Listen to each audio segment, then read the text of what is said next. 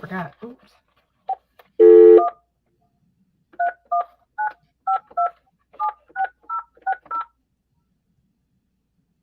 Welcome to Blog.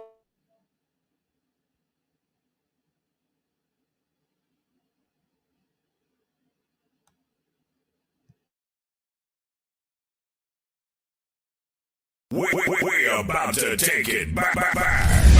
Ladies and gentlemen, here it is, the most listened to radio show on the planet. This station is now the ultimate power in the universe. Tony and Julie on the radio. Dr. Joe's therapy on the radio. The love doctor going live on the radio. Two mics and a mind on the radio. Radio, turned up on the radio. Radio, turned up on the radio. Radio, turned up on the radio. Radio, turned up on the radio. Two mics and a mind. Two mics and a mind. Two mics and a mind. Two mics and a mind.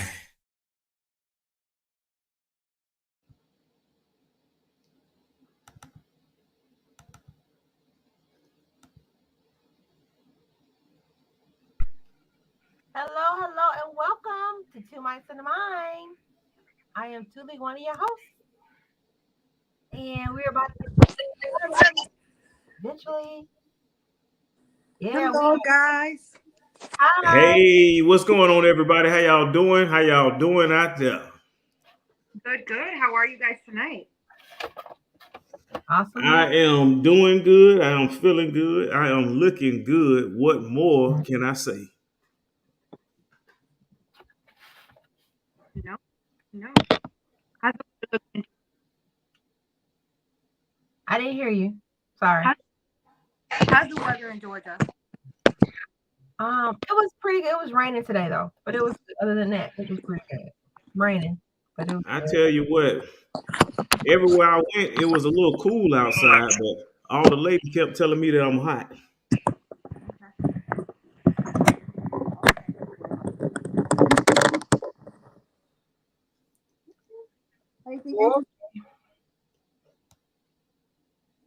Sad. Well, we have a very exciting show tonight.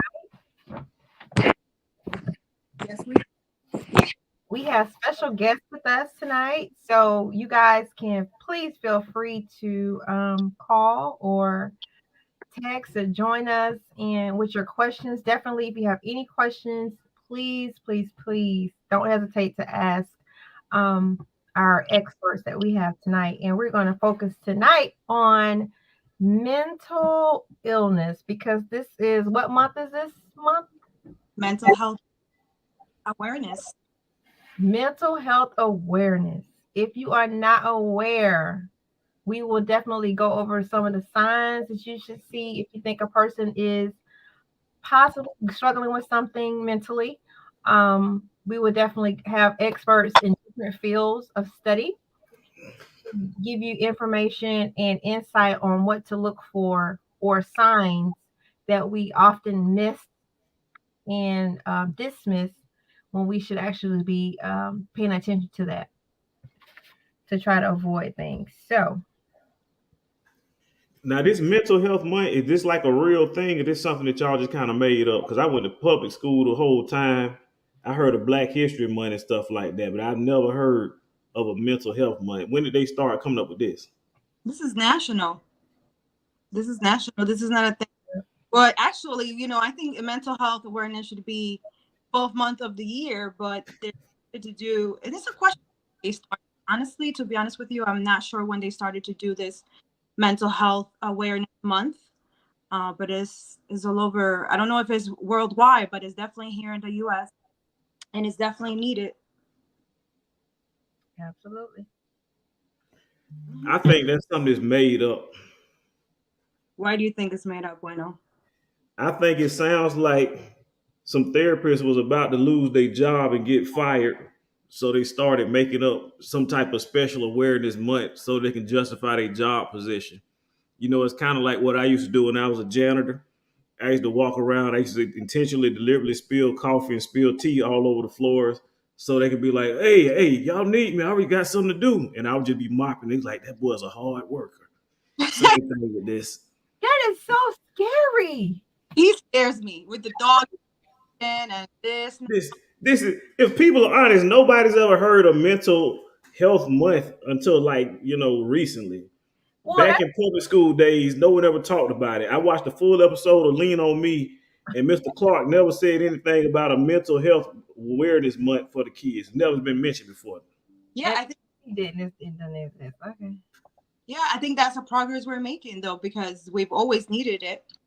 I mean, can you agree or disagree that this world's turning crazier and crazier, or just like are needing help more and more, or more traumas are happening, or maybe they're coming out, which is a good thing. Awareness is a great thing that people are coming out and saying, I need help. So it's good to advocate for it. Stigma. Maybe that's why you don't believe in it. I think it's great that you guys are really bringing up and making me aware of this mental health awareness month, because I never knew anything about it. So thank you for bringing it to my attention. And I'm looking forward to hearing all your different mental health issues that each individual one of you encounter and are coping with. I want to help you guys overcome. Today, we're going to help you overcome. Thanks for, sharing your truth. Oh gosh, we hope we can give you some help today too. How about that? Yes. Bueno, here's the help you've been waiting for. So scary. I brought it to you. Yep. Since you won't go into the office, we brought the office to you. Wow. That's really, really great. That's really, really cool. I'm definitely looking forward to the show. Looking for a lot of different things y'all got coming up. That's awesome. Yeah, looking forward to as well. Yep.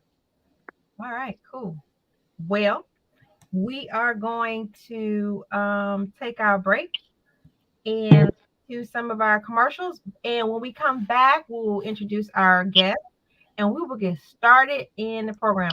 If there are any questions that you have, you can type them in the chat, the comments on either of our platforms, or you can call in. You don't have to be seen. You can have your camera off if you like. And we would love to see your pretty face or handsome face. But we definitely want you to be a part so that we can all learn together and grow together and just make this world a better place. That's what we're here for. All right. So we will just give us a break. One moment, we will take our break and go to our commercials. Thank you so much. Services, your trucker's lifeline for transportation, can be reached at 601-433-4242. IV Dispatching Services. Essential Massage, professional massage services with elevations available. Give them a call at 678-379-9664. Be good to your body with an essential massage.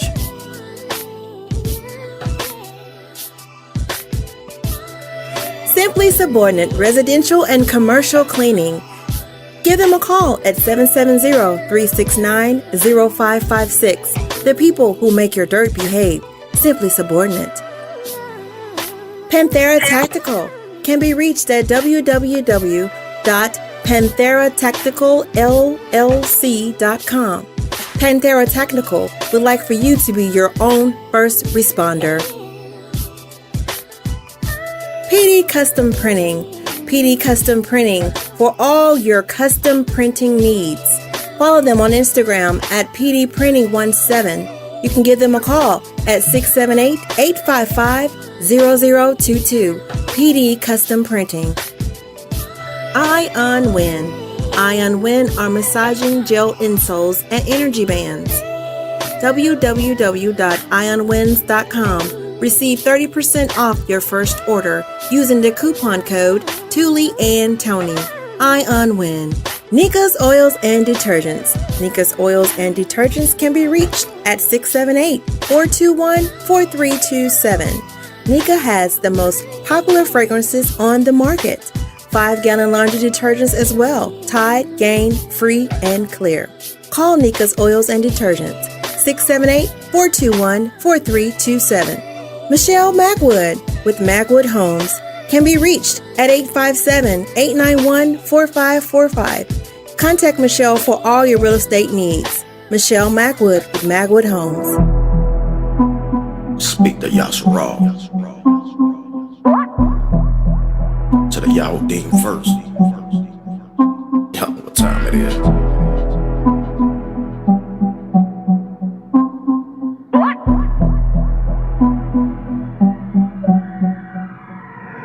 Depart from the dark with them is what I've been taught. Cause I'm struggling here and suffering. Play with these idol gods with them, they Jesus. I had put all my heart in them. He frauded me, even left a little scar in me. I'm wounded with the wound of an enemy, chastised cruelly. From multitudes of iniquity, most high bruised me.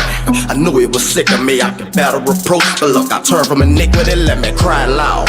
Spare not, lift up my voice to the people, but they hear not. He say the ox know as owner the as his master strip. Y'all should roll, don't consider my people leading with sin. Every time you look around, look Satan play them again. Keep pouring out your soul, we gon' rape you again. We all done did things we don't wanna repeat again, so let's not hold nothing in. It's getting close to the end. Now put your hands up if you are Hob Yahusha. Now put your hands down, Yara Yahuwah. Present yourself holy, Zukar Shabur. The Yahudim know what it is, now give him all a kabul. Put your hands up if you are Hob Yahusha. Now put your hands down, Yara Yahuwah. Present yourself holy, Zukar Shabur. The Yahudim know what it is, now give him all a kabul. Don't be offended by synonyms and anonyms, but be converted to the hers and the hymns. Submit your body, head, torso, and your limbs, and what's inside it's unified so we can live. Just as Yahusha left out, he's coming back again. And oversaw a rise, you know what's happening there. Ain't gon' be weeping and welling all through the streets, and the sins you don't let go of, all of them you can keep. Love, you know you don't want that man to tell you be filthy still, so do to Barasha. Now which it is, come on over on your side, you know it's real. Just turn right and go straight, you know, shift the gears, be sound in it, get you a crown fitted. This land get destroyed or prosperous, cause we in it. You know the Mount Coop is for the Kadashi, we gon' get it. America, just like Amalek, don't forget it. Now put your hands up if you are Hob Yahusha. Now put your hands down, Yara Yahuwah. Present yourself holy, Zukar Shabur. The Yahudim know what it is, now give him all a kabul. Put your hands up if you are Hob Yahusha. Now put your hands down, Yara Yahuwah. Present yourself holy, Zukar Shabur. The Yahudim know what it is, now give him all a kabul. Let me examine myself to see if I got sufficient. Don't wanna get too far, find out something missing. Gotta keep my lamp lit, bring enough oil with me to keep the path on beat. I'm sick of that hard living. I wanna turn a Kai, gotta avoid sinning. Don't wanna stick out to the system, but I'm dark skinned.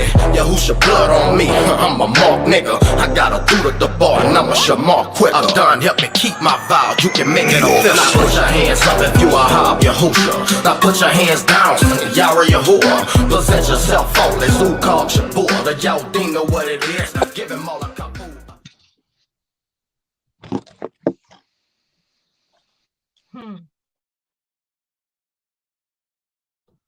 All right. Ladies and gentlemen, here it is, the most listened to radio show on the planet. This station is now the ultimate power in the universe. Tony and Julie on the radio. Dr. Joe's therapy on the radio. The love doctor going live on the radio. Two mics and a mind on the radio. Radio, turned up on the radio. Radio, turned up on the radio. Radio, turned up on the radio. Radio, turned up on the radio.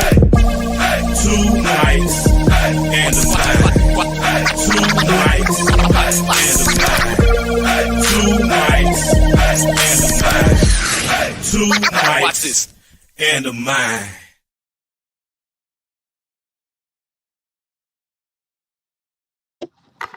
What is going on? We are back. We are back. We are back indeed. Hello, guys. Everyone's here? I'm here. Hello. We are back. We are back. Oh yeah. Oh yeah. Thank you. Yeah. All right. Also, we have a couple more people that we want you to patronize, and it's Jared's Lawn Maintenance for your year-round lawn maintenance care. If you need your lawn beautified, Give them all. You want to add some flowers. You want to add some mulch. You want to clean out this little part that's over here that's just been eyesore. Fix it up with Jared Lawn Maintenance at 770-299-4554. 770-299-4554. I really hope that you are already on their schedule. If not, get on there if you can. All right. If you own a trucking company or you're thinking about starting a trucking company, you need to make sure that your company is compliant with the Department of Transportation, DOT. Please give the friendly folks at Total Compliance Plus a call at 404-254-8581. 404-254-8581. Total Compliance Plus for your compliance needs. Putman Organics, putmanorganics.com, PUTMAN organics.com for your organic vegetables and meat. They have fresh chickens, they have quail meat, quail eggs, fresh eggs, just wonderful things at Putman Organics. Follow them on Instagram and see what they have going on. What's growing now at putmanorganics.com. Done with Care. If you are in the Louisville, Kentucky area and you are needing something moved and you want it done with care, call Done with Care. It's a no-brainer. Call Will at 502-337-8153, 502-337-8153, or Tyler at 502-888-7963. Call the friendly folks at Done with Care and have your moving done with care. Okay. Sorry. I tell y'all what, I'm looking forward to this show. I'm looking forward to this show. Everybody just tuning in. We got mental health going on. It's a bunch of mental health issues going on. And what I'm doing is I got a lot of people that's in dire need of these mental health issues. And that's what we're here to help. So if you got mental health issues, call in because we really want to help. Take it over there, Dr. Joe. Well, we have guests in here and here, including Bueno. So we're gonna allow them to join it. Literally. Joe, your phone is going in and out.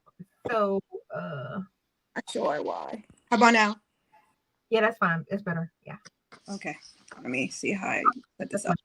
I think they're waiting and the our guests are there. If you can, I think we have 3 guests. We have I don't know if you have the information you're going to do. Hello. Hi. Welcome in. Hello, everybody. How you doing? Great, thanks. Good. Hi, how are you? Hi. Have you guys here? We're missing one. Let me see what's going on with her. Give me 1 second. It's not allowing her to go in fully. Oh, okay. We working on that right there. Right now, we got a long list. There's a lot of people in the queue right now. I guess when we made the call for mental health issues, a lot of people had a lot of commentary that they wanted to do. So what we're going to do is we're going to stream them in slowly what we're going to do. So we're going to ask if any of you guys get dropped from the queue, then go ahead and we ask y'all that y'all come on back or whatever. Come on in and try it again. Okay, let me know when she's good to go. Let's go ahead and get there. It's a lot of people in the queue, so I got to go down and make. It can only hold up to 10 at a time, and all 10 seats are filled. So everyone else, I got to go down the list. So if y'all continue on with the show, and I'll try to. What's the person's name who I want to add in that I'm looking for? My lady. Okay, I will get to her ASAP. Sounds good. Thank you so much. But y'all go ahead and continue with the show. All right, great. Well, perfect. While we wait for her, thank you so much for being here. One therapist and social worker. Hello, my lady. Have you guys? Hello. Okay, so we have her now here. She is a school counselor, and we have a therapist and a school social worker. Thank you for being here. I know them for a while now. Some of them I've known them since I was a little in high school. Another one from when I was a caseworker, and my lady, we were teachers for pre-K. So thank you for being here. We all are in mental health area now, so let's see what we can input and help the community as we can with the questions that we have tonight. Holly, I don't know if you have something to.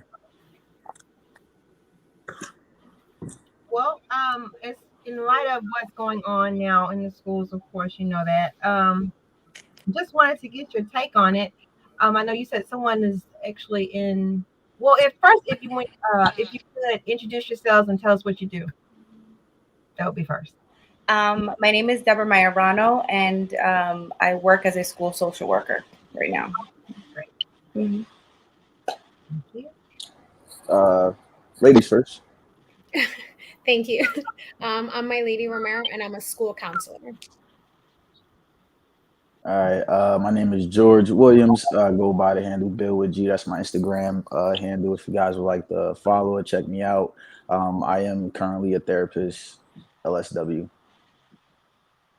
What does that mean? License. licensed social worker. Oh, okay. Okay. Yeah. Cool. Thank you. Thank you. Well, some of the questions that people want to know, what I want to know is some of the signs. You know, a lot of times things happen and people do things and it's like popped up. People think it's popping up, but there are signs that we often miss.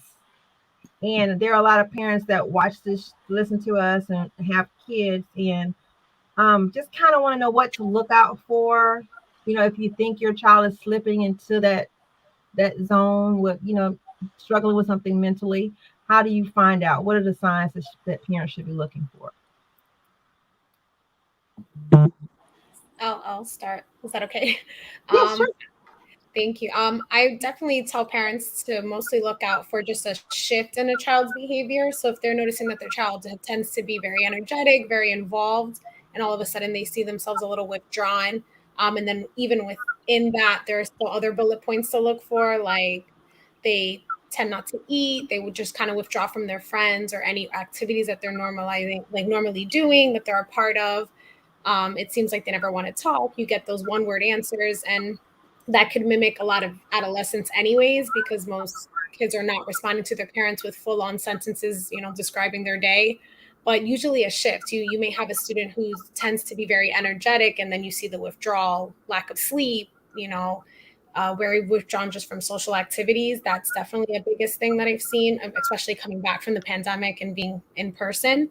But also students can go the opposite way too. You may have a child who is very withdrawn normally and now trying to fill up their time, and now they've become so energetic, so involved, and you almost want to look, well, what's that change? You may say, oh, well, my child is now more social. My child is like really trying to get more involved, but you always want to find out what the motivators are. It's not to look at them in a negative light, but it's just important to look at what's motivating your child's shift and change. So you know your child best, but when you see that shift, that's usually where you should start first.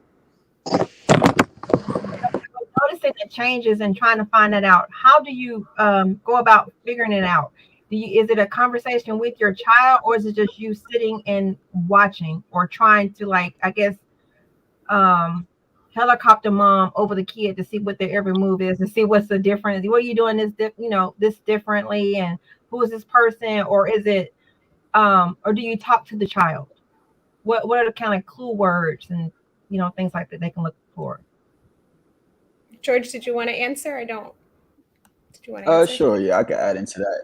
I think the major issue, well, it's not an issue, but I think the best practice would be just observation. You don't have to, helicopter over them, because children know changing behavior as well. So you, as their parent, start doing things weird, they're gonna notice it. So they may not, continue on what they were doing.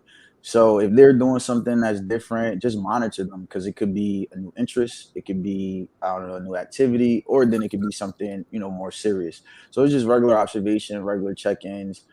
You can talk to them.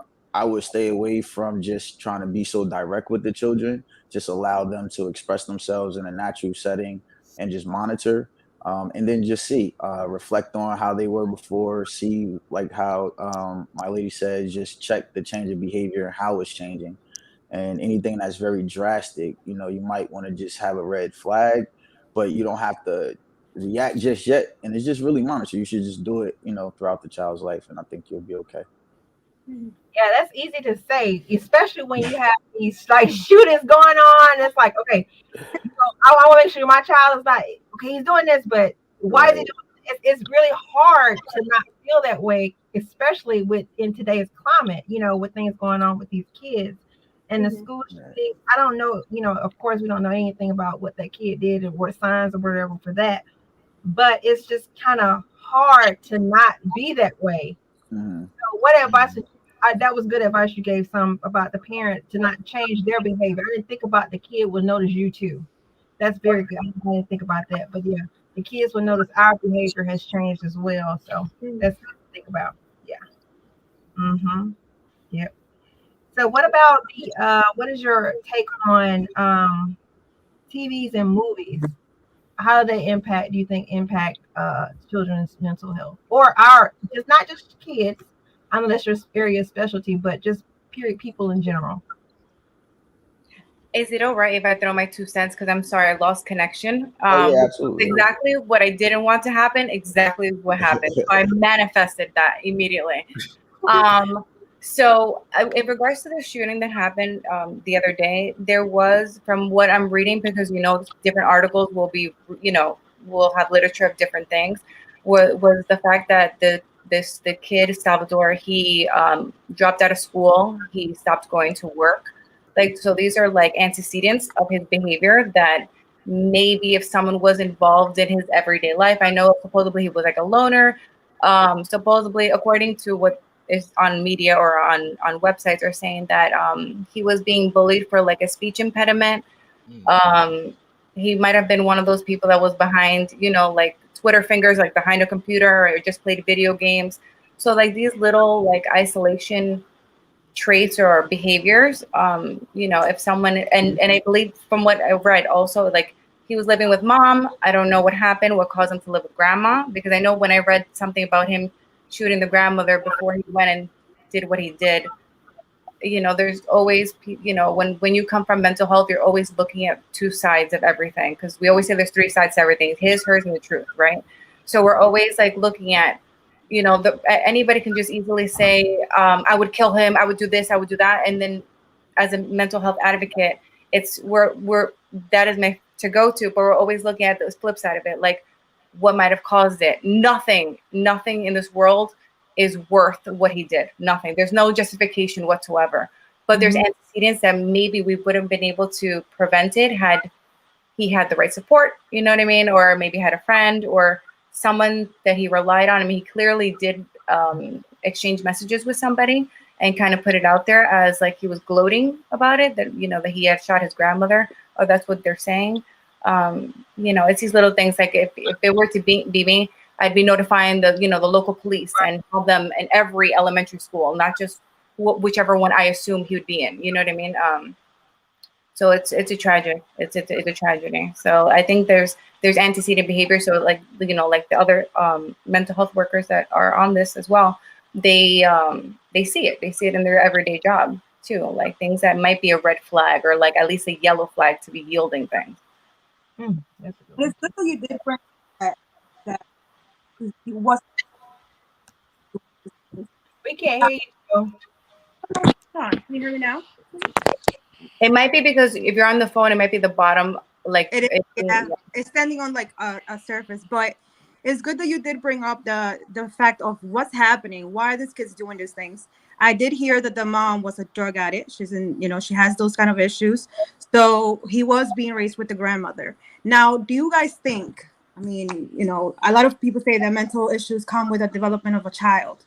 What is this part of it? Why is the reason why they're shooting or they're doing whatever they're doing, right? It could be going, killing, becoming pedophiles, becoming whatever the case may be.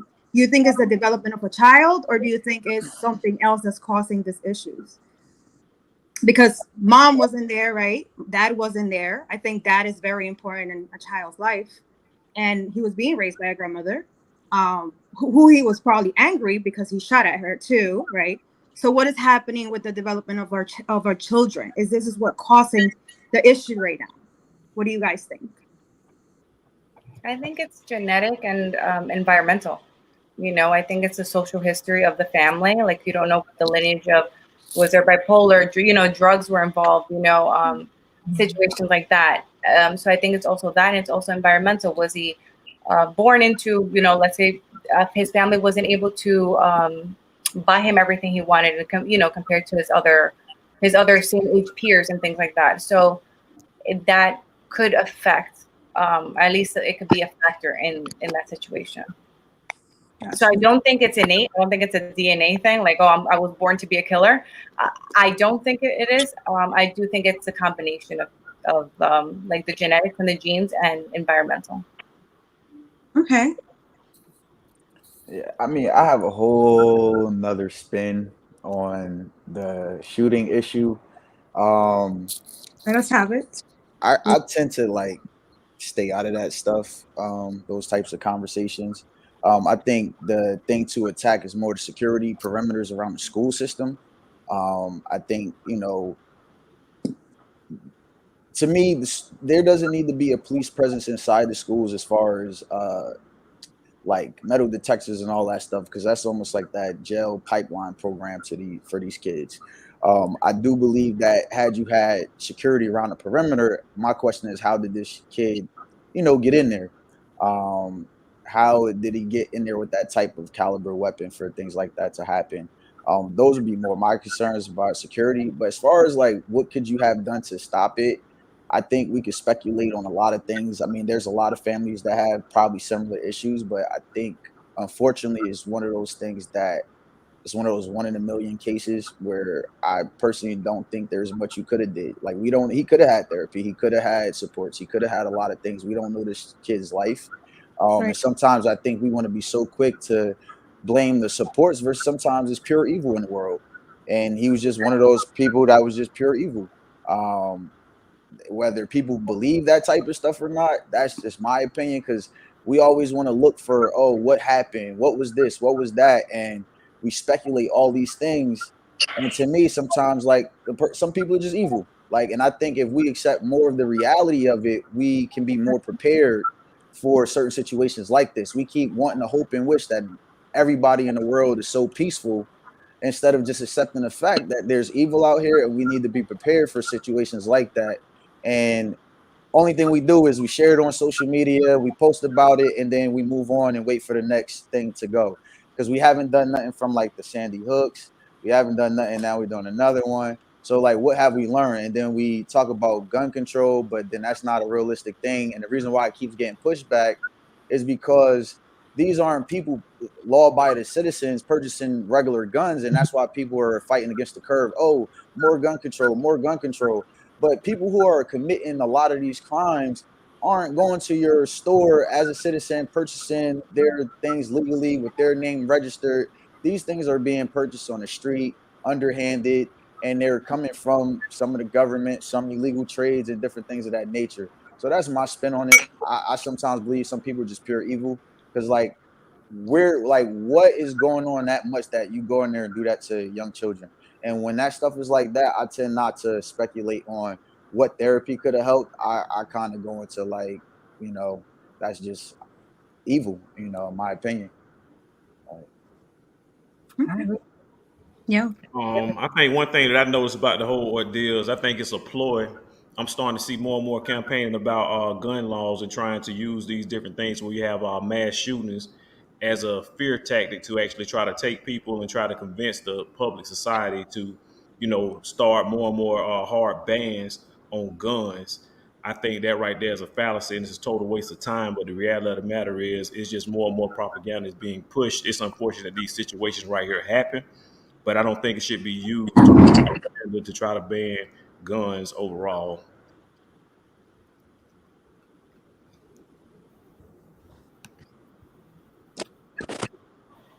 Very good. So what are your thoughts on this, on the social media? You think that this has a lot to do with the things that kids are doing now, and how it influences and gives us this, it just gives us false reality, because of course people don't air their dirty laundry usually. It's always the good, the good, the good. If I always, every time I go on a timeline, it's something good. Somebody's doing this, somebody's here, somebody has that. I think that, do you think that it plays on the psyche of kids and people in general? Yeah, I believe having a huge social media presence definitely does a lot of more harm. And I think the younger they go, it's so Yeah, much like they forget how to set goals for themselves because their new goals shift to being perfect on social media. So right, trying to lay out this life you want others to perceive you have becomes their main goal, that they lose things like social skills. They lose how to really communicate with people. They really lose the skill to have honest communication, because if you're putting 100 filters on one picture and then writing these comments on other posts, hey, it was so nice to see you, but nothing is genuine, That's right. I feel like they're just losing the foundation to be personable human beings. Like you just lose all of that. They don't know how to communicate with each other. And the younger it starts, I remember having MySpace and I was already like a senior in high school, Yeah. never really getting into anything else. But now I know there are 10-year-olds, and now I'm working with the younger kids. I've been with high school for so long. Now I'm working with the younger kids and they all have Instagram, and that trickled into other things, having a fake Instagram account, having a Snapchat presence, when and we know all of those 5-minute videos become a competition. How many streaks can I get? How many friends can I make? And then they don't even, again, they lose that goal. It completely gets blurred. They don't know what makes a true friend. They're chasing likes instead of chasing dreams. So it's unfortunate, but yeah, I do think it's the early onset of social media presence that's been a huge detriment to. I agree. And that is a fact, right? I do agree with you, lady. However, how can we control that? I feel like social media can be used for good, right? And it also can be used for negative, and it's going to keep on growing. So how can we prevent this, right? It's going to keep on happening. We see famous people that they look to doing these things. So how can we prevent these children from trying to live this fantasy life, that we always speak about in the radio, how everybody's trying to live this perfect life that does not exist. But how can we prevent it? I Any think preventing a social media presence is like preventing your air to enter your lungs. Like it's difficult. You can't stop yourself from breathing. You need it. And unfortunately, it's become a need. So I think parental involvement with controlling how much is actually on social media, how much time kids have access to that. And again, I am speaking about a younger generation because once you hit 17, 18, kids are finding their way around technology bans or like preventing them from being on. They can get a burner from, like there's just so many things they can do. They could log on in their device at school. So there is a lot that they can do there. But at least in a school presence, like just taking your child's phone away, like not really sending them all day, setting them up to be like, here's your phone. It needs to be used again as a lifeline. Like I made it through high school without a cell phone, and now it's almost like impossible for anyone else to do that. And it's like, why can't we go back to simpler times? It's always about progress, progress, progress, but where is it getting us? It's not getting us anywhere. So I know really limiting it is difficult, but if parents become really involved, like I've had parents who are like, I'm not going to stop my child from exploring their interests, and no, I'm not monitoring them. And that's unfortunate because that's when they see a lot of certain TikToks, certain things that aren't good for them. They can get an OnlyFans. They're following these people who tweet very crazy comments on Twitter, like things like that. And they're not monitoring them because they're trying to stand by their child's privacy and their child's freedom. But if we start there, and they're not leaving home used to like their parents knowing what they're doing, then it makes it easier for anyone else who encounters those people to kind of, again, limit their access somehow.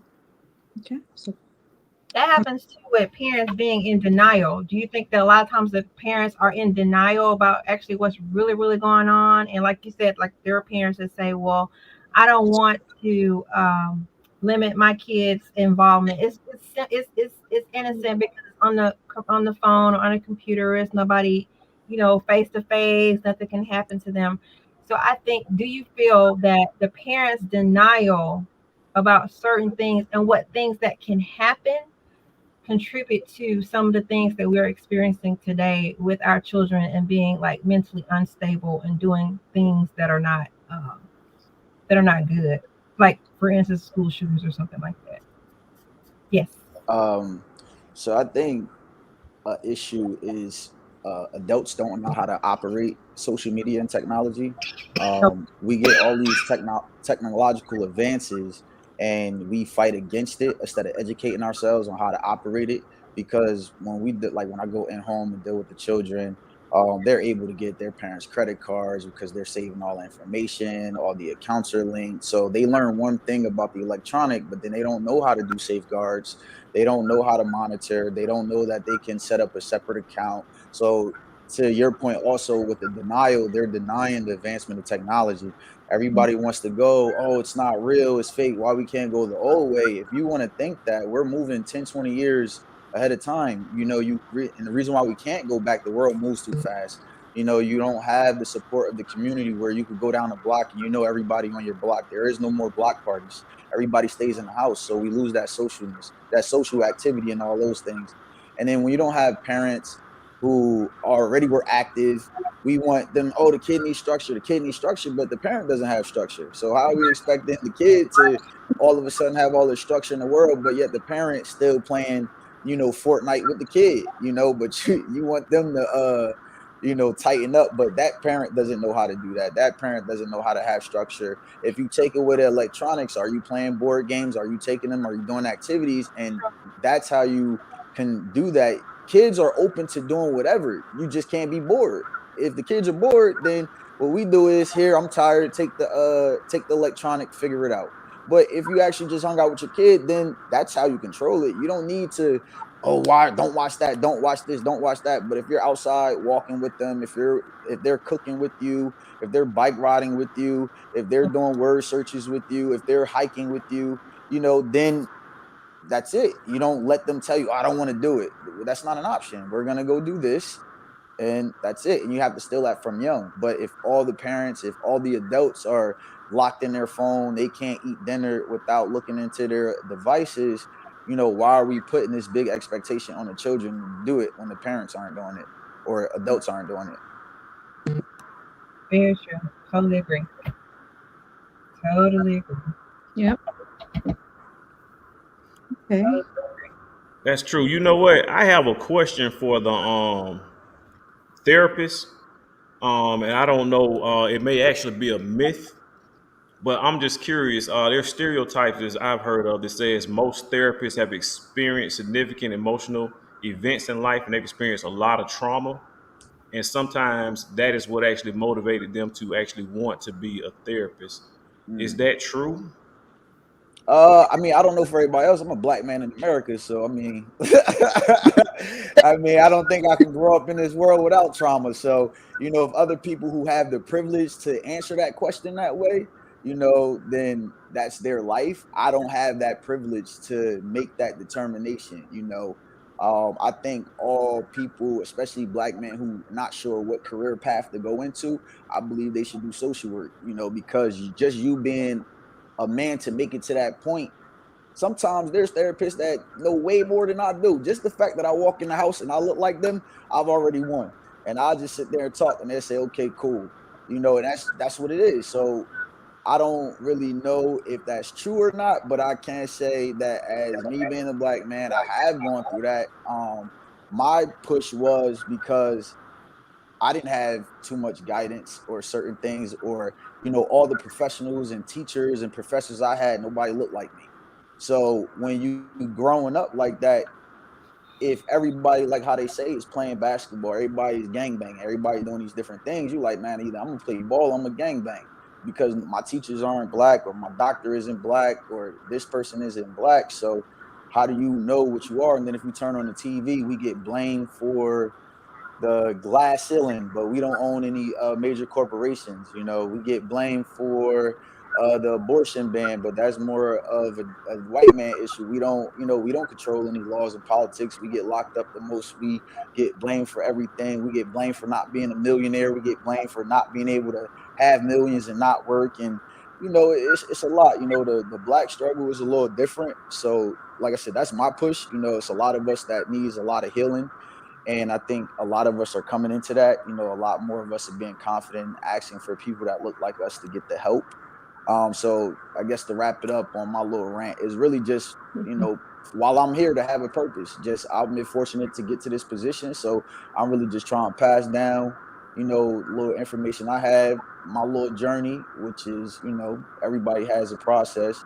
But yeah, to say your point could be, I don't know. But I think every man in America, we don't really have that choice to think about it. You're gonna grow up that way. Whether you grow up in the most rich, perfect world, the fact that you might not have grown up tough, you're gonna go through some stuff.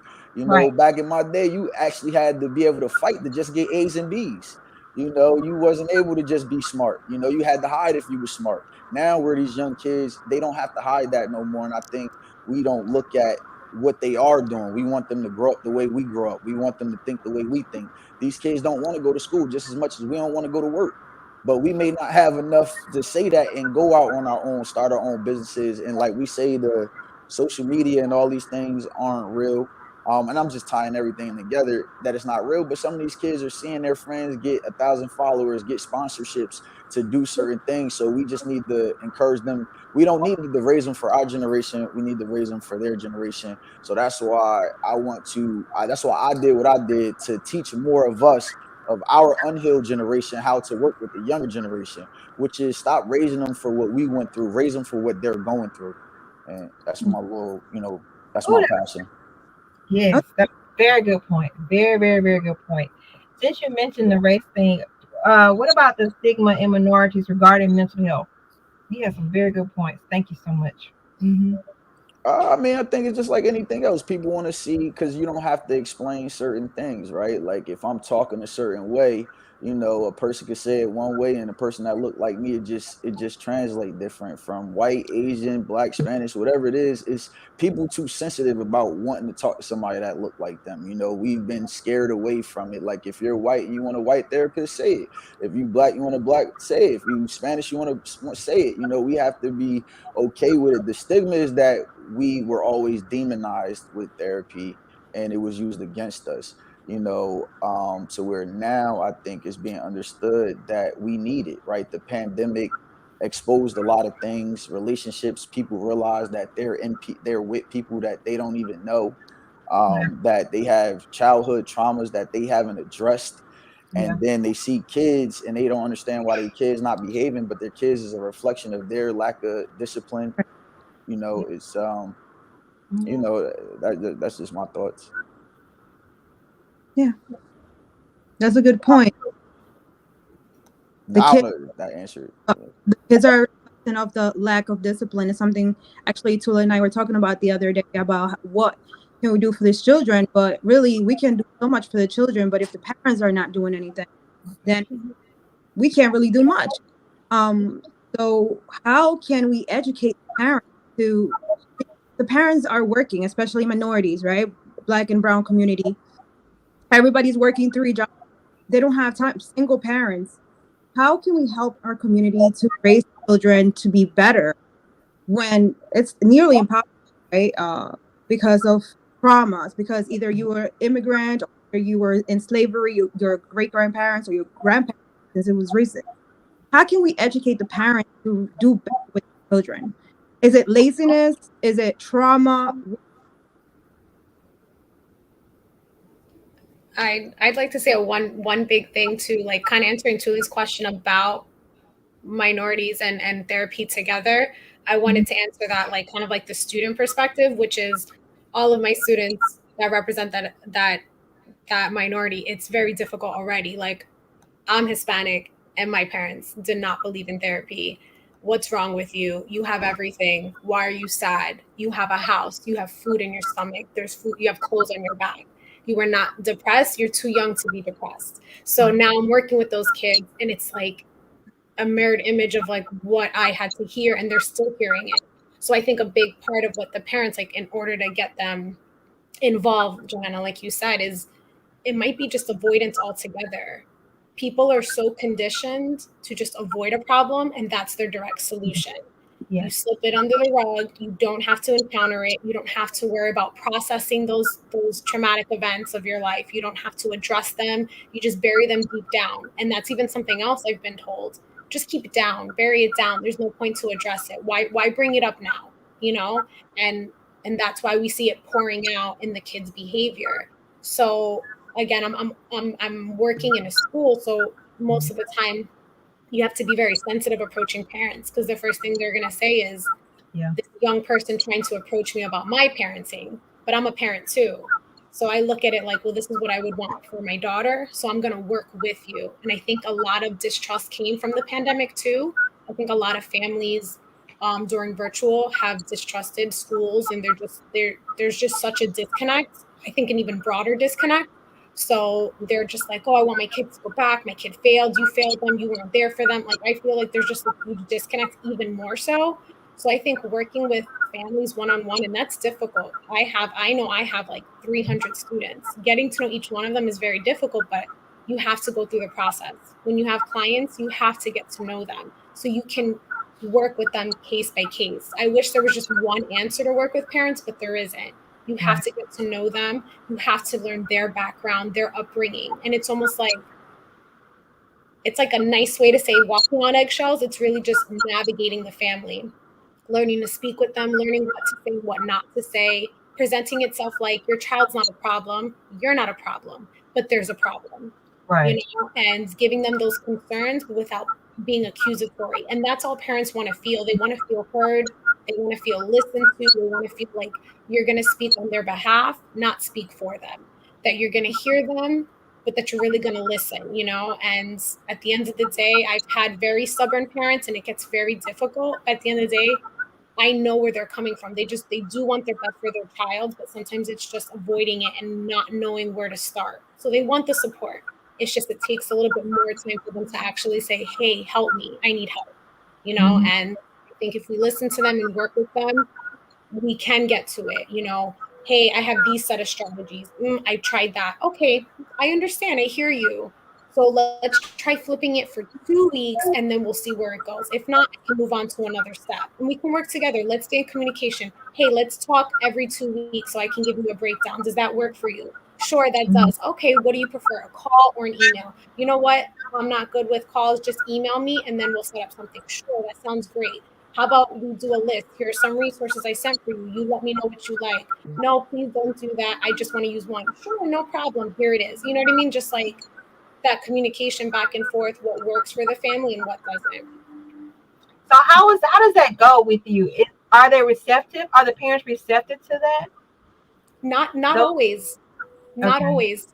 I've had parents who look at certain situations, and it's almost like we're labeling a child, and no one Yeah. wants their child labeled. They don't Right. want them to be the disruptive kid, the kid who may have a potential disability, the child who may need medicate, you know, and there's things that can be done way before that. And it all starts with just even bringing it back from the very beginning, observations, monitoring your child, um, getting parents involved. So the way you'd want them involved with that social media presence, just getting them involved. Hey, making that call once a week, like, hey, I'm reaching out again. Notice something was there, and then documentation. Documentation is the biggest thing. I'm sure everyone here is like noting everything that they've ever done to try to help a child, a client, an adult, a friend, a peer, like because you need to make sure that hey, I tried A through Z. I may need to use other resources now. I may need other people. I may need other organizations. I just need more help. But yeah, of course, I've definitely encountered people who were not receptive and unwilling to hear us. So, and that becomes an unfortunate scenario.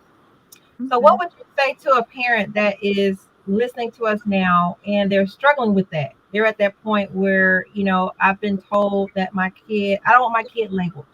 Like a lot of times, a lot of the kids are getting ready to go back to school since they've been homeschooled or online or whatever. So they're making a decision to go back to school.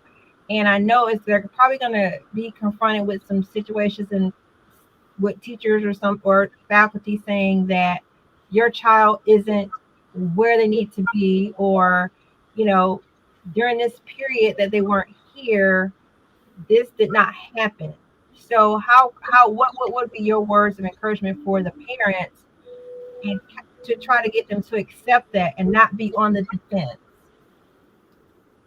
when they I hear would, things like that when they're I going back? would say that they're not alone. Yeah.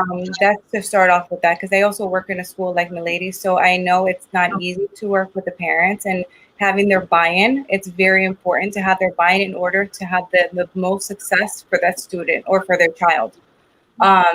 So to educate the parents, I'm sure, as she said, not every parent is going to be receptive. But like she mentioned, my approach is probably the same way as hers, where we're not, because I have a therapeutic alliance with the family, and I make sure that I almost will go to bat for them towards the teacher, because, the teacher, their standpoint is always the academics. Oh, this kid is failing in math. He has a 60. He's not paying attention. He's not doing this. And I'm like, but time out. Did you check his emotion, like where he is emotionally, where he or she is emotionally? Like, a student cannot do anything or cannot be successful academically without their emotions being in check. So maybe that person is grieving from a grandmother that had passed away, or maybe they're going through something internally, or their parents are separating, or a loss of something, or there's a flood and they lost their car in the flood. Whatever the situation is, it's circumstantial based on the child. But I feel like in situations like that, it's I always tell teachers, I'm like, you're not going to get the student to, do what you want. They're not going to be academically on point because they're going through something. So there's always that tussle between the teacher and like the social worker or the counselor at the school, because we don't see eye to eye. To me, the academics is secondary to their emotional mental health state. That's just how I feel about it. And they see it. They're like, well, I want them to be going, I want them to pass the NJSLA that's going on right now, at least in New Jersey. Like the STAR testing or the CAT test, or that's a reflection on the school. Who cares? The kid can get a 0. It's a reflection of the school. What do you care about? You know what I mean? Like, I just want to make sure Johnny or Susan is doing well. So with you saying that, realistically, does a teacher have time for that? Does a teacher really have time to focus on Tuli, who's struggling? Tuli, what's going on with you at home? Then I got, Milady over here, and she needs help with this question, and Deborah's over here, and Joe's over here. My whole class, I don't have an aide because there's no aide available. So I have to do everything. Realistically, do they really have time? Or should we kind of shift most of this on the parent? We should have more parenting, period. There should be definitely parent involvement, without a doubt. I agree with that. However, it depends on the setting. So I work with special needs children. So I work with students that are classified. So that means that, at least for the most part, they do have a gen ed teacher, and they have a special education teacher, and they have a para that's there for support. So they do have that. And then it depends if they're self-contained or LLB, different kind of programs depending on the child's needs.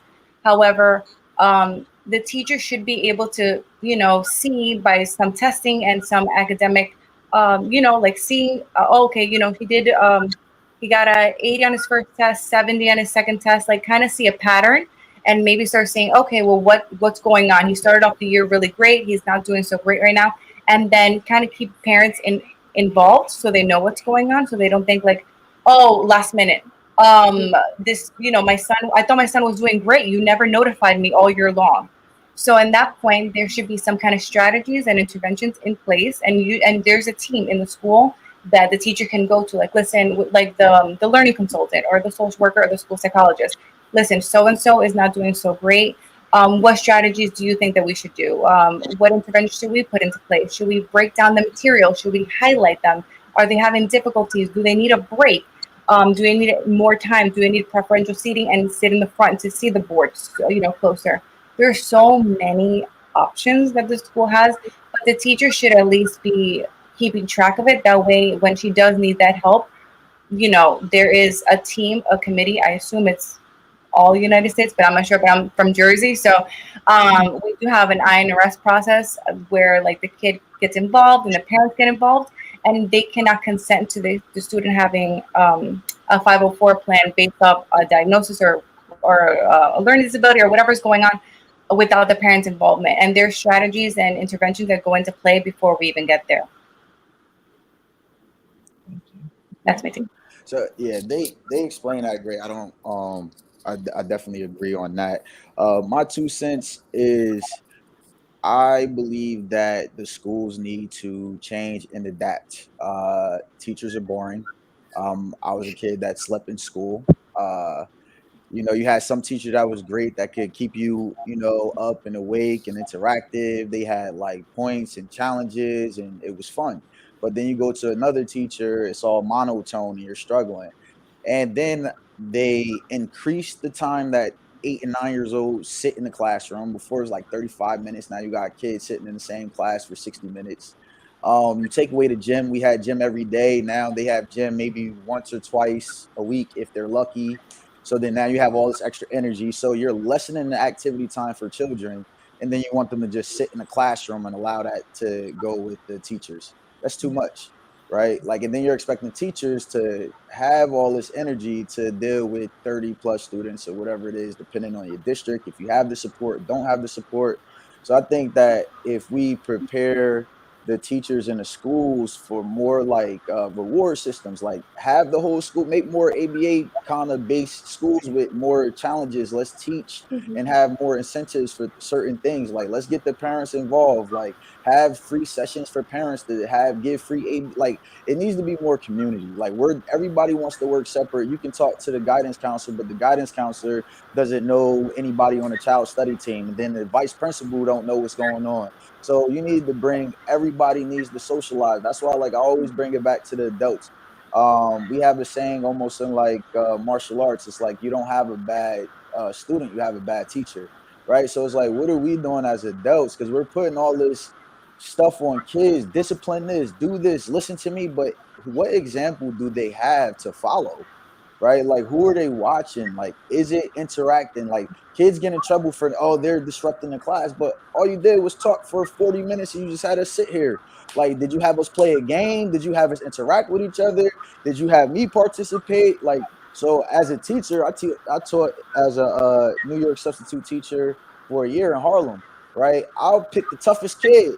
Listen, if you behave, I'll do such and such. Now you got him running the classroom. Right now, I have no behaviors because they all looking for him to behave. What you want to do? He just want to feel, all right, so cool. You want to pass the papers out? All right, if everybody listen to him, I'm going to report to the teacher that y'all should have a film class the next day. But you also have to be respectful to your peers. Nobody, okay, cool. Mr. George is going to give us a nice report. Like, what are we doing to encourage these kids to do work, and what realism are we doing? At your job, you're not going to do nothing extra, right? You be like, oh, my contract says this and this. I'm not doing more. So why are we expecting these kids to do all this stuff that we wouldn't do? They're humans as well. They're not, and then they're learning faster. They're not the 10 years old from 1980s. They're 10 years old from 2022. Like their brains are a lot faster, a lot sharper, a lot quicker, and we're not thinking that way, and we aren't adjusting. I've seen kids excel when we do have the technologies for the smart programs, when the communities are getting funded the extra money. I've seen some great special needs schools to where they got sensory rooms and all these other things. In my opinion, every school should have a sensory room, right? Like every school should have all these great things, so that way we could keep more kids in district. You don't have to send them out of district and then go here, and then school is trying to finesse you because then they don't want to spend the money to send them out of district. But then why aren't we having all these schools have this money for these sensory issues, these fidget toys, the smart classrooms? You have one school across the street having all computers, and then you still have the other school during the pandemic passing out handouts. It's a gap between the education system. And that's why these parents don't want to take their kids to school. They feel swindled. Kids aren't learning. I had a kid who hasn't been to school in 4 months, still moving on to the 9th grade. It's weird. How is he moving on to the 9th grade, if you don't mind me asking? Does he have an IEP? It's that, we're if the state of New Jersey sent letters home for truancy, at this point we'll have the half of the state in court. Agreed. So they're trying their best to lightly just kind of push it through. That's great. Wow. It's a disturbance to the kid, but when I was teaching in high school, these kids were passing with a 50 or 40 to make the school look bad when kids are failing. Yep. So they're learning, they're passing because it looks good. Nobody's failing in the school.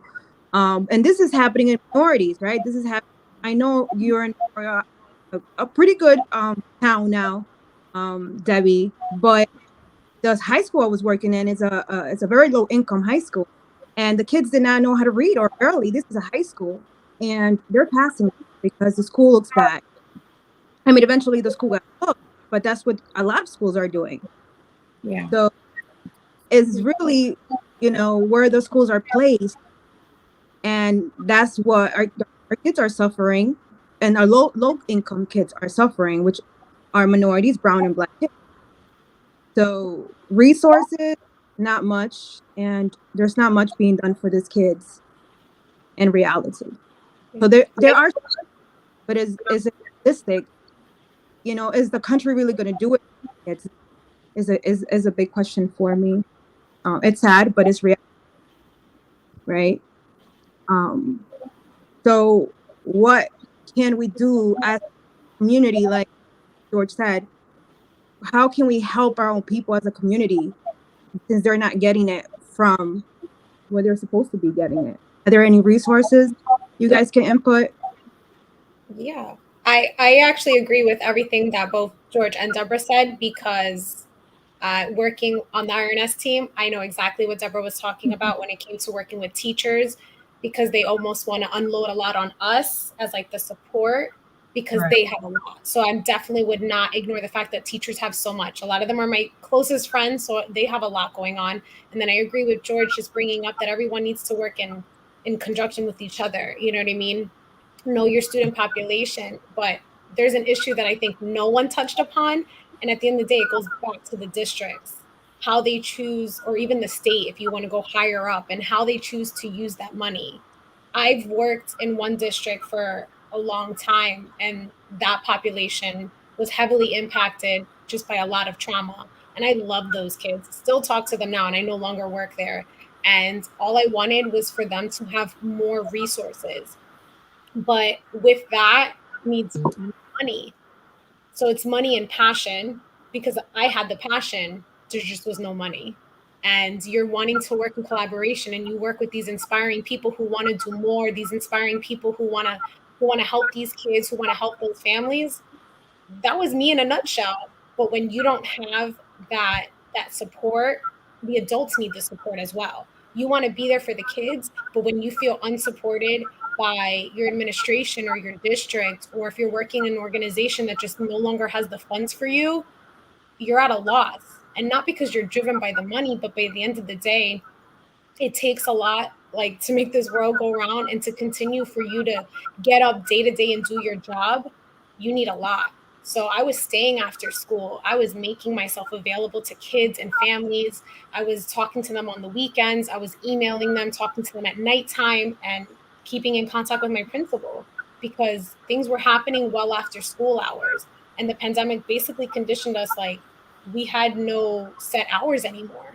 I felt like I was working all day, and that's the hard part. So there are resources, like again, we're in New Jersey, so there are a lot of affiliations that you can call like that are specific to New Jersey, like getting in-home therapy. But now with the pandemic, there are a lot of virtual platforms that kids can use. There's a lot catered to just the LGBTQ community, or catered to kids, or catered to like suicide hotlines, things like that. But we need to be able to come across the parents and really put that on a platform so they have that information. And again, you come up with a parent who's resilient, like resisting your information, then they're not going to have that in their hands. Then they can't move on to this to step B. So you have overtired teachers, overtired social workers, counselors, support staff, even the secretaries are getting involved. Like everyone is trying to do their best to keep the school afloat.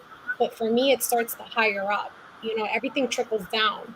And you notice someone who's at the higher top is going to get paid more, and they're going to have more going in trickling down. But at the end of the day, we're the ones in contact with the students, the family, the population, the teachers, the social workers, the counselors, the therapists, the school psychologists.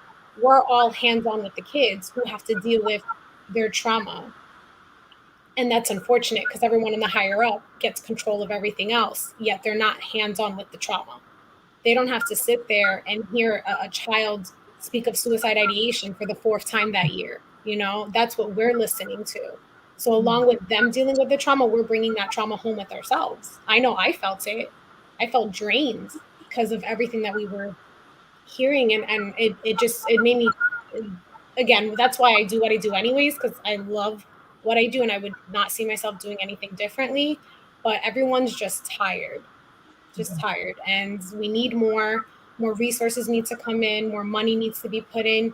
I think people need to feel like they're not doing it by themselves. There needs to be more staff. You need to have, like George spoke of, the sensory room and everything like that. That money to provide certain rooms like that, you can have more staff manning the kids, and it wouldn't be like 30-1. Maybe we can have a 10-1 ratio when it comes to support and students. But again, it starts from the top. Another thing that I would recommend, this is more of I guess, a concrete type of solution.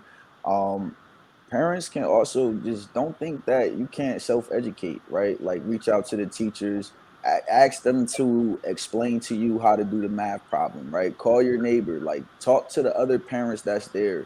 Check the Facebook groups. Facebook has a lot of resources. You just have to Google, like you have to utilize those technologies to figure out, what's available in your community, in your area. And if it's not, believe in yourself that you can start it, right? Like I worked with an undocumented group of Spanish speaking parents, and they started their own group. They had to learn coping skills, how to manage certain health issues because they couldn't go seek actual, care because of their undocumented. And they got together as a unit. They were special needs children. So now they're dealing with special needs and they don't have no support. They're probably, so they built it within them. So go to your churches, go to your spiritual, go to, your community. I don't know, knock on doors, or actually, like I said, meet the parents, and you guys can, tutoring services are very expensive, right? But I think more, they say two brains is better than one. But if we have a whole community of brains, I think as adults, we could figure out the new math, and then we can host, free tutor sessions because all our kids are struggling. So we can do things like that and not keep waiting for the community to say, oh, we need funding for this. Take advantage of the online thing. We have Zoom, we have these online resources, so the parents can get together and meet more frequently. You don't have to drive from work. You guys can meet. We have to, what can we do with the technology to support it, right? Like before, you would have had to try to get all the house meeting, get all the parents to meet together at the house at 7 o'clock. But look what we have here. We have a whole bunch of people meeting in different areas of the world, different times. So this could be 6 parents on a call right now figuring out, okay, how we do this new math. They're doing all the circles and the lines. Okay, let's meet every other Saturday, do check-ins with our kids and make sure the work is being done correctly.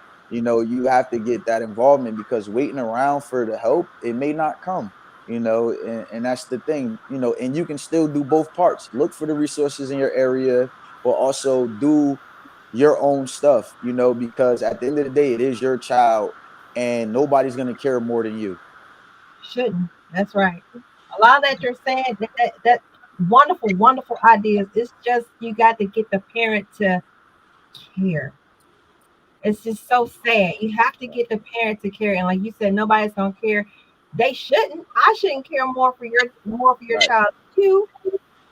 But And, unfortunately, right. that's where we are in a lot of places. It's the parents. And If I'm it's sure, y'all working in the schools, y'all care a lot. Them y'all babies, I understand, so I definitely understand for them, there is so much frustration because the parents drop them off, fix them. Why you didn't fix my kid yet? It's Yeah. like, fix them. Yep. What do you mean? Like, I'm just here for 6 hours, I got to go home and deal with my family as well. Like, they're with you. Like, Right. so it's rough, That's right. Okay. I have something. I don't know if you have any other questions, Talia, about this particular, but I think going back to that shooting situation, or just in general what we're going through after the pandemic, especially as well, depression. It's happening a lot, and also stress and depression and anxieties. I want to know. the signs, if George can, I know you're a therapist, you deal with that a lot, and signs, how can we see that in children? How can we see that in ourselves as adults as well as parents? If you are working 3 jobs as a single mom, or as a child seeing the mom struggle the same way, or how can we see the signs of depression and anxiety? If you can give us a little bit about that, and if you guys also as well see that in kids. I know you are school counselor and you deal with kids too, Debbie. How can we the signs? How can we deal with that? How can we prevent that? How can we help our society with this depression and anxieties that's causing us to either go on shooting, or it may be that it's happening now in society or in the world? Yeah, I think my lady answered that earlier. Just and Miss Deborah, I think she also answered too. It was just like the big changes in behavior. Same with adults. I think a lot of times we just like to separate kids from adults, but it's all human, human beings. um, just signs, depression, lack of motivation. You're struggling to do things, or you all of a sudden you're doing way too much. One thing to touch on with the depression and the not talking about it and the trauma related to all that, and people don't talk. I think a lot of times there's so much going on in people's worlds they don't know, right? They're in that active depression, they're in that active crisis, and they don't know, right? And then if somebody tells you, it's hard for you to accept it because you're still actively in it. I think that having positive supports, having positive coping skills, would be able to help you better recognize it. But it's just support systems. I think we have to trust our support systems, and I think we have to have faith in a friend. We have to be okay with allowing our friends and family to give us criticism on our behavior and not take it personal. All right, if one person say it, you say, okay, cool. You got two, three, four people saying it. You losing friends, getting issues at job. I think just we got to be realistic with ourselves. So I think if us as adults, if we could develop a strong, positive support system and allow for that constructive criticism and have faith in a friend that they want the best for us, I think that's how we can help the adult population. We all need to reach out to each other more.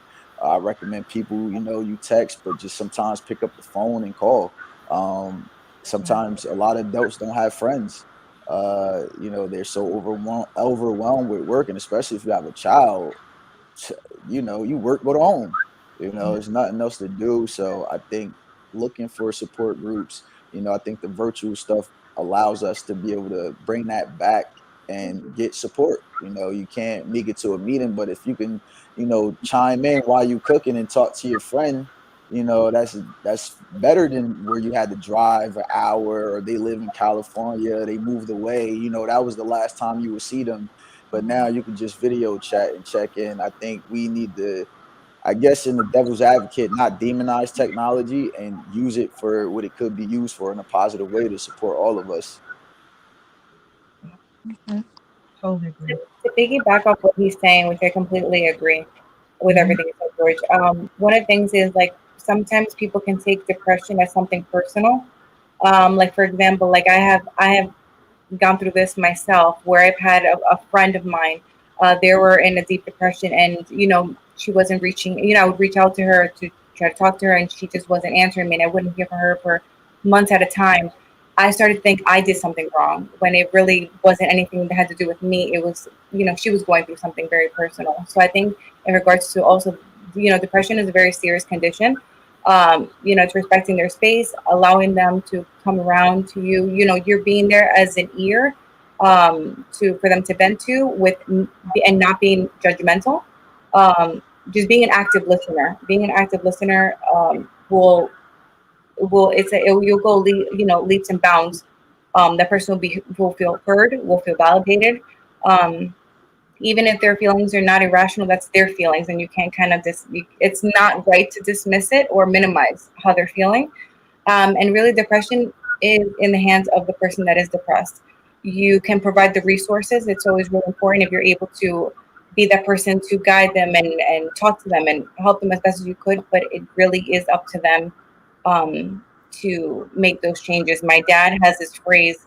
in Spanish. I don't know how well it's going to translate in English, but it's like you could take the horse to go drink water. If the horse doesn't want to drink water, it's not going to drink water.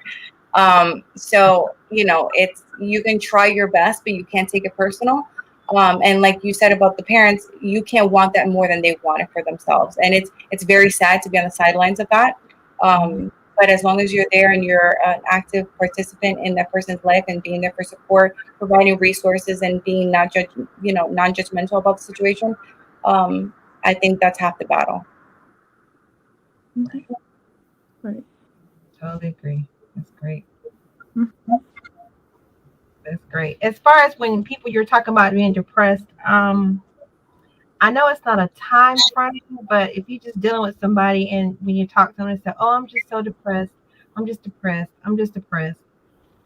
How do you just not say, snap out of it? It's been 6 months or it's been this long.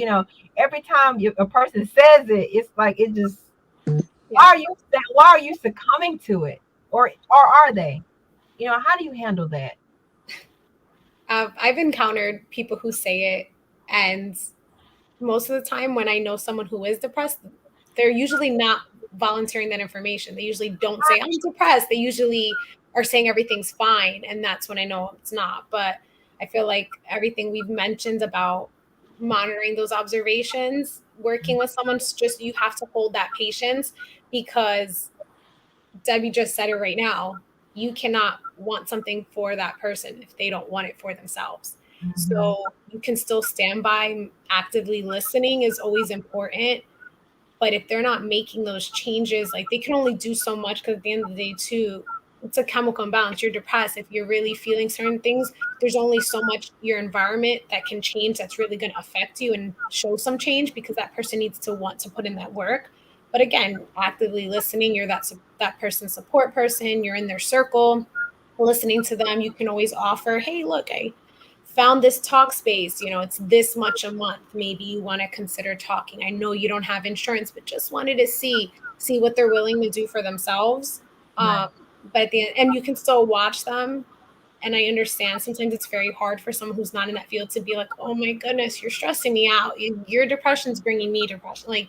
And that's something that someone in the field wouldn't understand. They would just instantly say it, but it's hard. It is hard. You yourself succumb to someone else's, like they're sinking and you're just sinking with them. So I guess it's about being patient. If you love that person, however they are in your life, again, actively listening, you can do the most you can, providing that support. I don't think medication's the first step that they need to do, but just like listening and just making sure that they're doing what they can. Like something you can suggest, let's say they're heavily drinking and they're abusing drugs, like that's not going to help them. That's only going to antagonize. It's going to make it worse. It's definitely going to exacerbate the situation. So working with them and providing, let's say, tools, like with not using those, you can offer some other coping skills. So someone doesn't want to drink and smoke, but it's so common that you don't want to be that person who's like, all right, like you're done, stop it. When are you done? We said we were going to go to the mall, like hurry up, get out of it. It's not, it will pass, but as long as that person's doing something, I think the most you could do is just listen. Sometimes it feels good to just let things out. And that's already a step.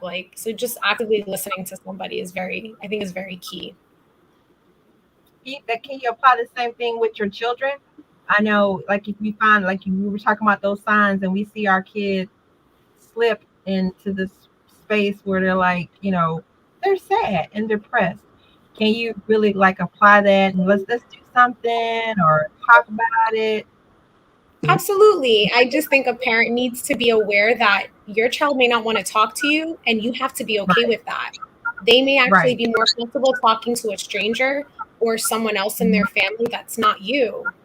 And as long as they build trust and they're being honest and that communication is flowing, as a parent, that may be hard. I know when my daughter doesn't want to say something to me, I'm already like, okay, but if I know that she's at least getting the support from someone else, because she may not be comfortable telling me something, then I think that's the first and foremost. The parent just has to be okay. You're going to provide the help, even if it's not personally done by you. Right. Totally agree. Thank you so much. Thank you for that. Do we have any questions, Tully? Did Love Doctor he leave? I'm not sure. He is just playing with the thing.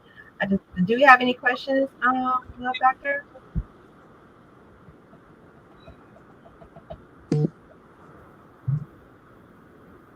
Well, I guess I don't know where he. Okay. Doctor, I don't know where he is, what he's doing, but not sure. Love Doctor, do we have any questions from I'm right anyone? here. I'm Okay. right here indeed. I think everybody was adding a lot of different valuable information and things like that over the overall process of mental health awareness. One thing observation I made is just want to say special thanks to all the different therapists out there in the job and the work that y'all do. It's truly warranted in the community that I'm come from. In most cases, people there kind of ashamed to admit that they need therapy or they feel like they're lacking if they have to go through therapy. And I think the reality of the matter is every individual, possibly at some point in their life, needs to encounter different types of therapy, or at least go to therapy. I definitely recommend it. A question that I do have for all the different therapists is, in your opinion, have you ever had clients that actually get addicted to therapy? And how do you actually wean them off? Typically, what is the time frame someone should go through therapy? Is this like a lifelong commitment where we got to go every year? Or is it just like just go for a few months and we're good? What do you do? How do you handle those? Anybody can. I You mean, can go, George. oh, you want me to go?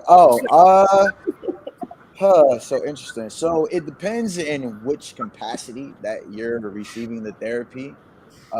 So if you're doing private practice and a person insurance is going and they want to keep paying and you feel like you want to keep dealing with that, there's some people who have clients 6, 7, 8 years. Yeah. I think that's up to a clinician. Personally, I don't think I would feel comfortable working with someone that long. That's a little bit too much for me. So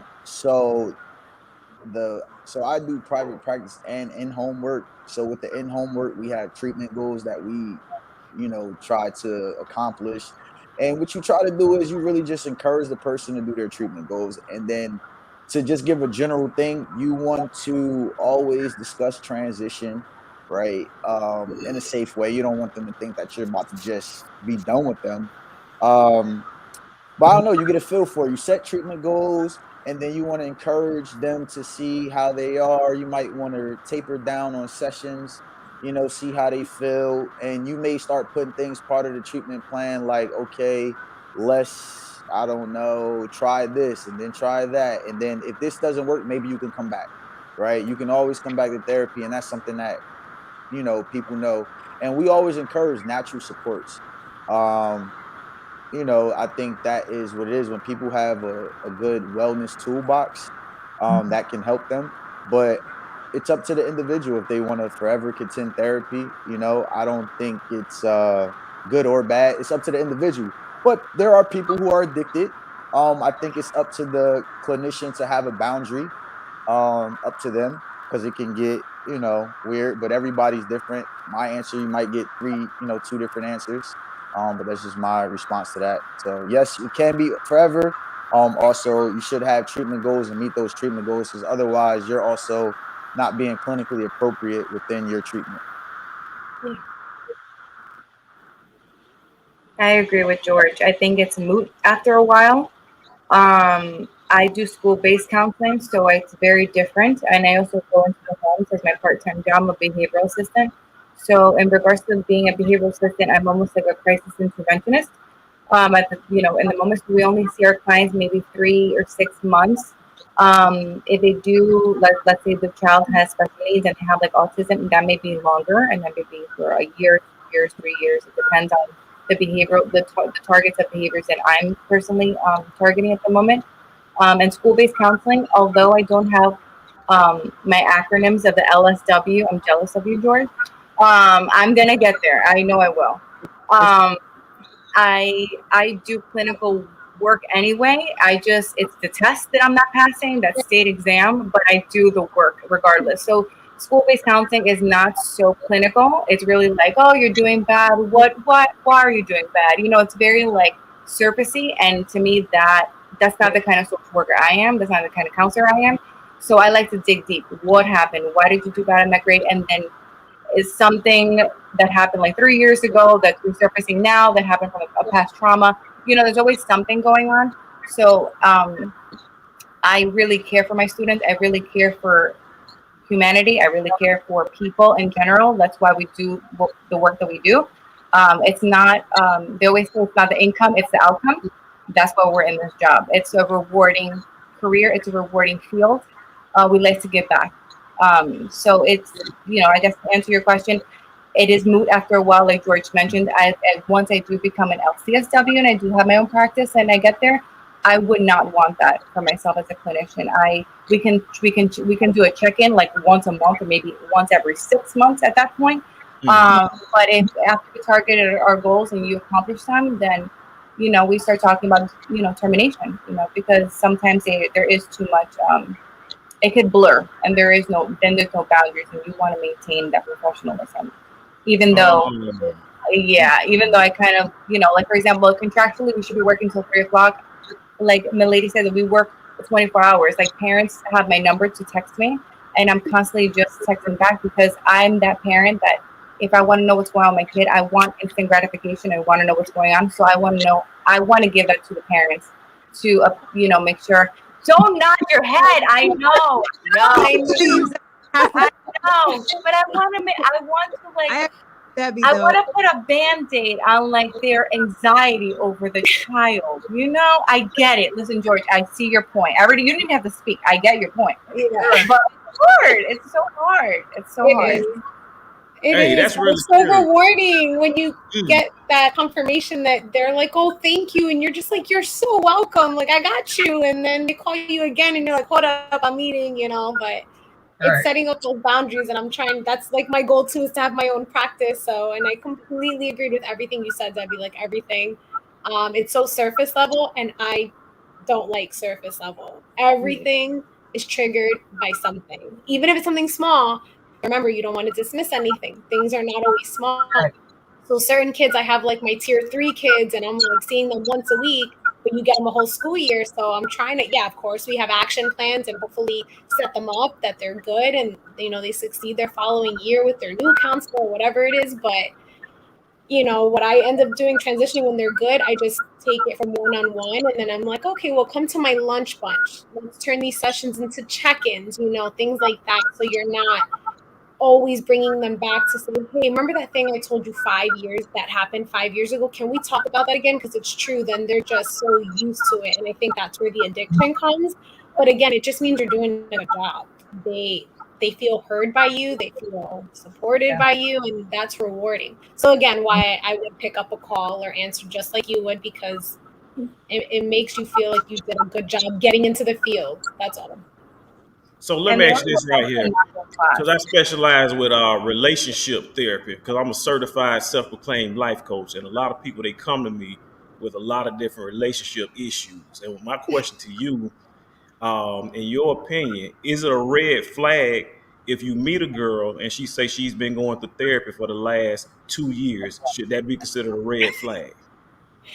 Absolutely not. No, not a red flag. It's not. I think someone's just trying to get their life on track. Let's say, and I'm going to share something like I've been divorced, and that was for me. I was like, you know what? It's almost like I'm taking a next step. So I did therapy because it was something like I'm such a pro. I'm an advocate for therapy. I thought that was a good way to get me to start, you know what? This is my second act. This is what I'm going to do now with my life. And I did it. And it was like about building tools and setting yourself up for a new phase in your life. You know what I mean? And there are obviously a lot more traumatic moments that may trigger your eagerness to do therapy, but someone doing it may really just want to get their life back on track, may have stumbled along the way. And it could have been 2 years in a span that they're seeing a therapist, but it could have been on and off. It could have been something that this girl right here was going every week for 2 years straight. It was every week. So you're talking about a specific woman, then. Gotcha. She was addicted. You might have to pay for a session for this one. I don't know. Anyone in particular? Mike got a little I hope she's specific, not huh? watching at home. Exactly. Yeah. Because a good thing, what I learned about relationships is a lot of people they hit me up in my email and they ask me all these different types of questions. I think it's really great that we have other therapists that are able to kind of ask, add a little more vantage point onto some of these things. But the reality of the matter is, some people actually do get addicted to therapy, and oftentimes they use it as a crutch, and they also use it as a tool for them to continue to perform in a way in which they're not necessarily improving. Oftentimes, the goal is to actually wean them off of it. So, from my own experience, I just recommend to all those single men out there dating, if you got your game together and everything established, when you come across a woman, say she been going through therapy 2-3 years, red flag, red flag, I think red. it's a red flag if they don't go to therapy. No, don't Again, you for want them two to go to years, therapy? All if right.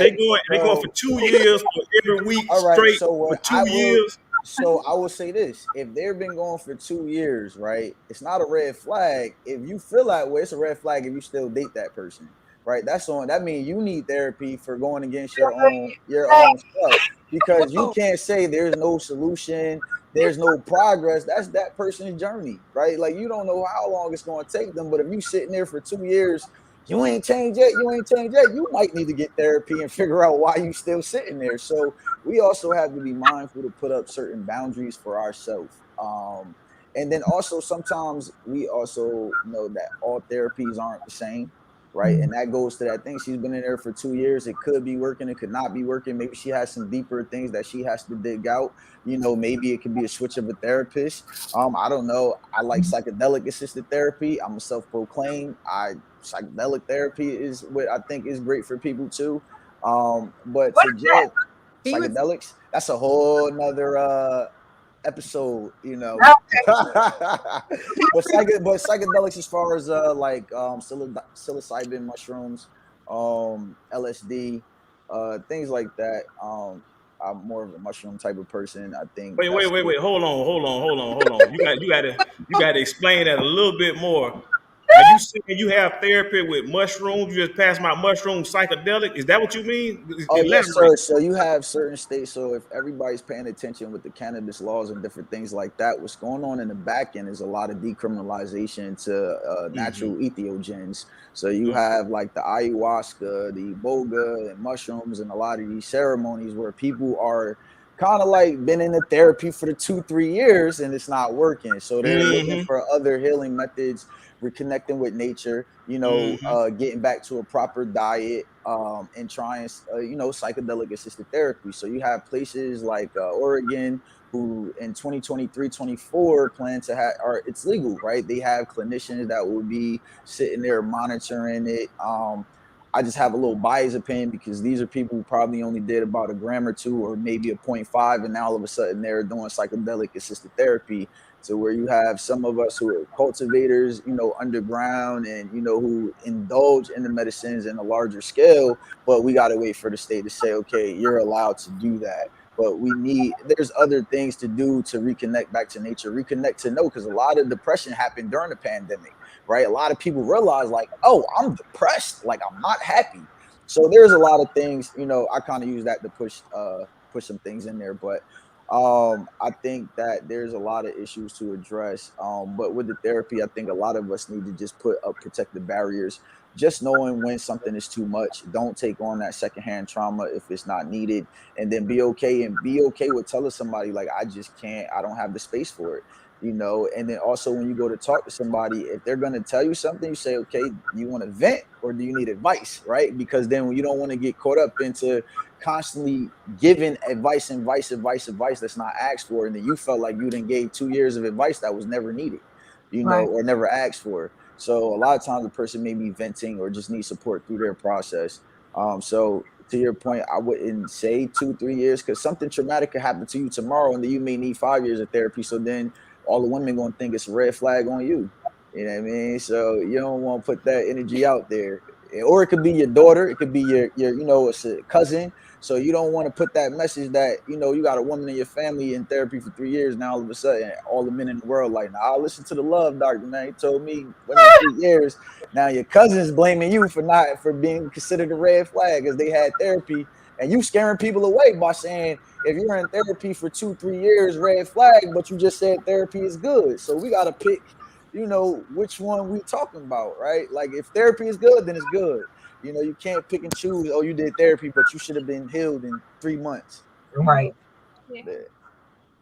So I tell you what I've noticed is that sometimes what women will do is they'll use this whole depression and anxiety as an excuse to avoid their responsibilities in a relationship. You about For to get instance, jumped. You're gonna get if jumped on it's this time for call, them bro. to I'm gonna come have to home, You sure mute. you want to finish that? I'm not gonna get into this hey, convo. look here, see this is what I specialize in.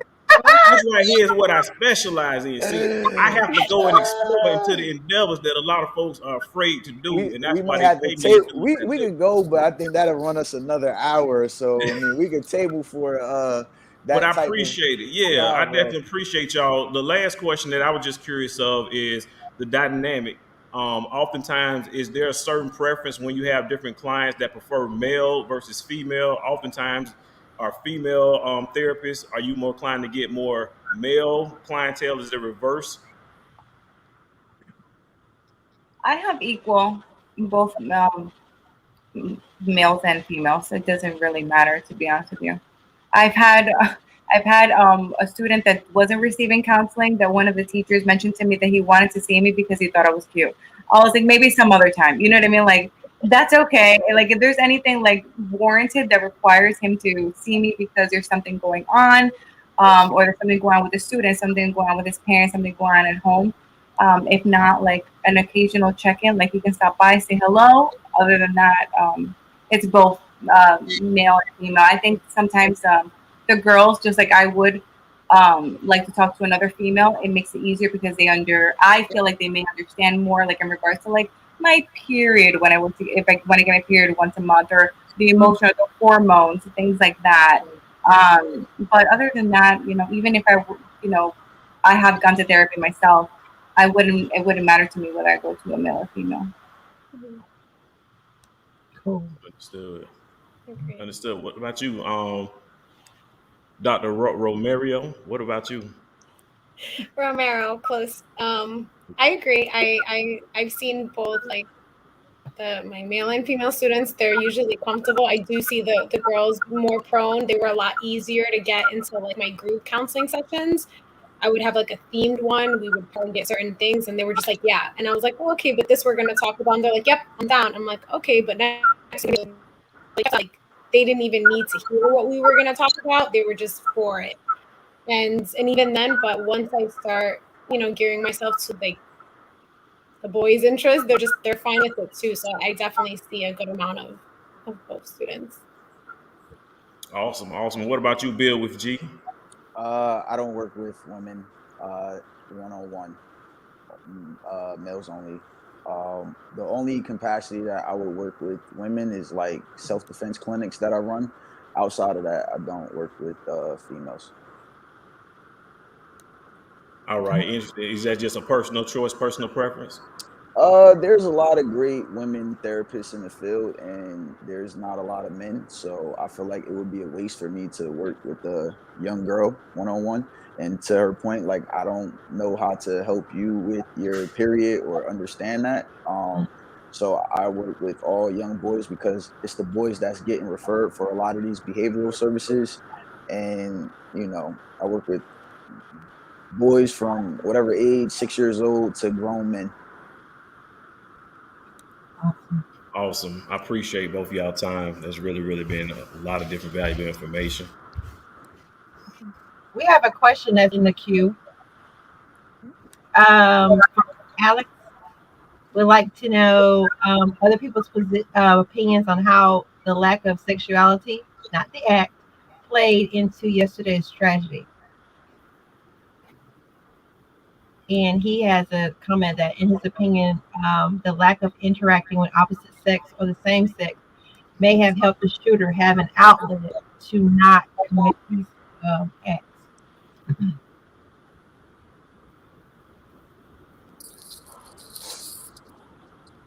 Y'all see that?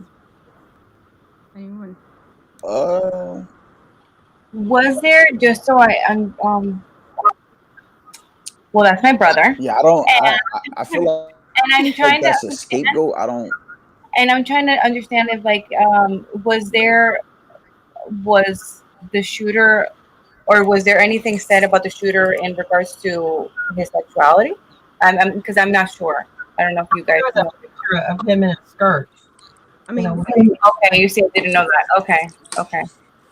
So Uh, maybe it's the confusion is like whether he um represents himself as he's a male, but he sees himself as a female, or trans. I'm not.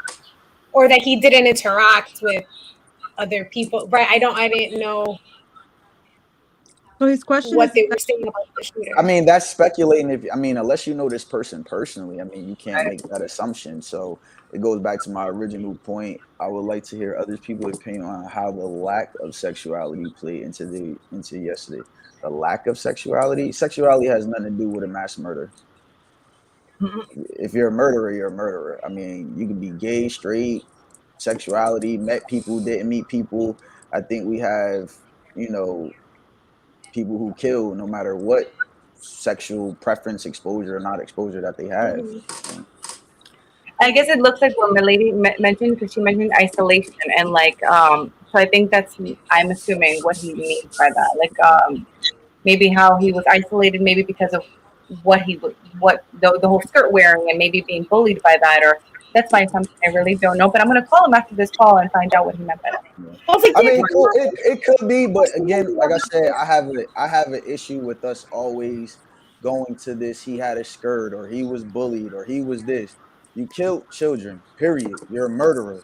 Like Yeah. we don't look at all these considerations when young black men are choked out for cigarettes. You're not. You're like, oh, but what is his record? He's a past criminal. We get these white kids, and it's like, oh my god, it's the lack of this, the lack of that, and we're man, come on, he's a murderer, and he should be tried like a murderer, and he's evil. That's just how I feel about it. It's too much of this, like, what happened, and let's therapize this person, and we don't get that same right. Whatever, we don't get it, so I don't even think to hint you're evil, and you should go to jail just like everybody else. You at least you're lucky that you don't put your hands up and you get murdered in the street for whatever. You jog and you get killed. You get killed for a candy bar. Police tell you not to get followed and you get killed. Like, so when people sit here and try to ask me like what was going on with this person, I personally don't care. You just killed those kids. For me, I feel like it's disrespectful to even try to explore what was even wrong with that person when they just killed. You're evil. I've worked with every type of like depression there is. When you use whatever that, you're evil. And I'm sorry, I don't have an interest to psychotherapize you. I'm not like a criminologist to where I want to like understand, killers and stuff like that. You committed a crime, you should go to jail. That's just because that's what we have to do with all our other clients, right? If you commit a crime, you have to go to jail. And I'm not a criminologist. I'm not trying to study sociopaths and their behavior. I think once he get his diagnosis of a sociopath for killing all those children, then that's what we accept what it is. But we got to stop doing this to each other. We downplay mass murders, but yet when people are killed on the street and murdered in cold blood by police, we want to go do a whole investigation on a person's background before we say that was wrong. Nobody's saying that the person was a criminal. Allow that individual to make it to court and be tried the way they're supposed to be tried. That's it. That's all I ask for, whatever it is. I'm not the law enforcement. That's not my business. Allow them to make it. But when you can't make it to jail for illegal hustling or whatever you was doing, but you can make it safely to jail for killing kids and all this other stuff, I have a big issue with the way we operate today. So, I appreciate Alex for it, but I would just also caution ourselves to be mindful what questions we're asking each other and how much consideration. Like, why do we even care what this kid was going through? Why do at this point, like, why does it matter? He did it, and unfortunately, I care more about all those families who lost their lives to this evil person. I hope he gets the counseling and therapy he needs, but he's never coming outside again, so he's gonna be isolated even further in jail. Yeah. And that's just my opinion. It's a little harsh, but that's just me, to be honest. That's very true. We also have another host. Tony is on the line. I don't know if he has something to add or ask tonight. Hello, Tony. Hmm? There you go. There. Tony, you have anything to add or ask? These are other hosts.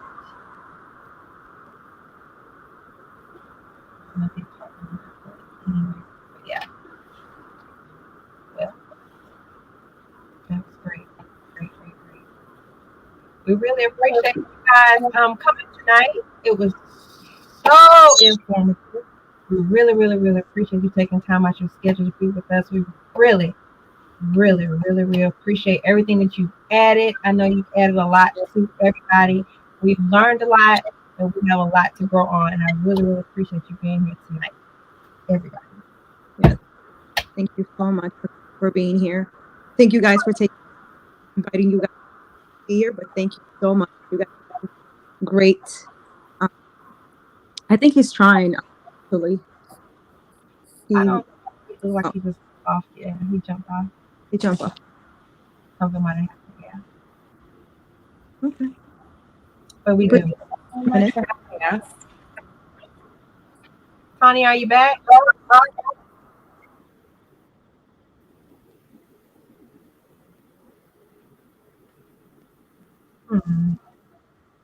don't know what's going on. Oh. Alex said he just wanted clarification. Okay. I'm glad. Hopefully he got that. If you hit that thing that says mute, unmute, maybe that'll work. Try mute, unmute, Tony. You were unmuted, but like you're unmuted now. So we should be able to hear you if you're saying something. I think he said his mic won't let him respond. Boy.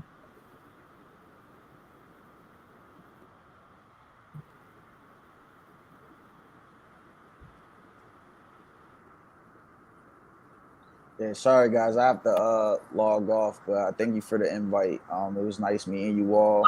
Well, thank you so much. Hopefully we get you back. Yeah, no problem. Joanna has my information. If anybody wants to connect with me, just let me know. It was a pleasure. I appreciate all the great minds on here today, and see you all in the future. All right, thank you so much. Thank you. Thank you, everyone. Thank you so much. Thank you. Thank you. Coming on tonight. Thank you so much. Absolutely, it was a pleasure. Bye. Thank you for Bye-bye. having us. Bye. Tony, are you here yet? No? Gone? Dang, I really hate his thing not working. He might be using his head. Earpiece. If you got an earpiece, take it off. Yep. Maybe it's that. Because sometimes that mute, I've noticed this thing on mute, but by mistake anyway.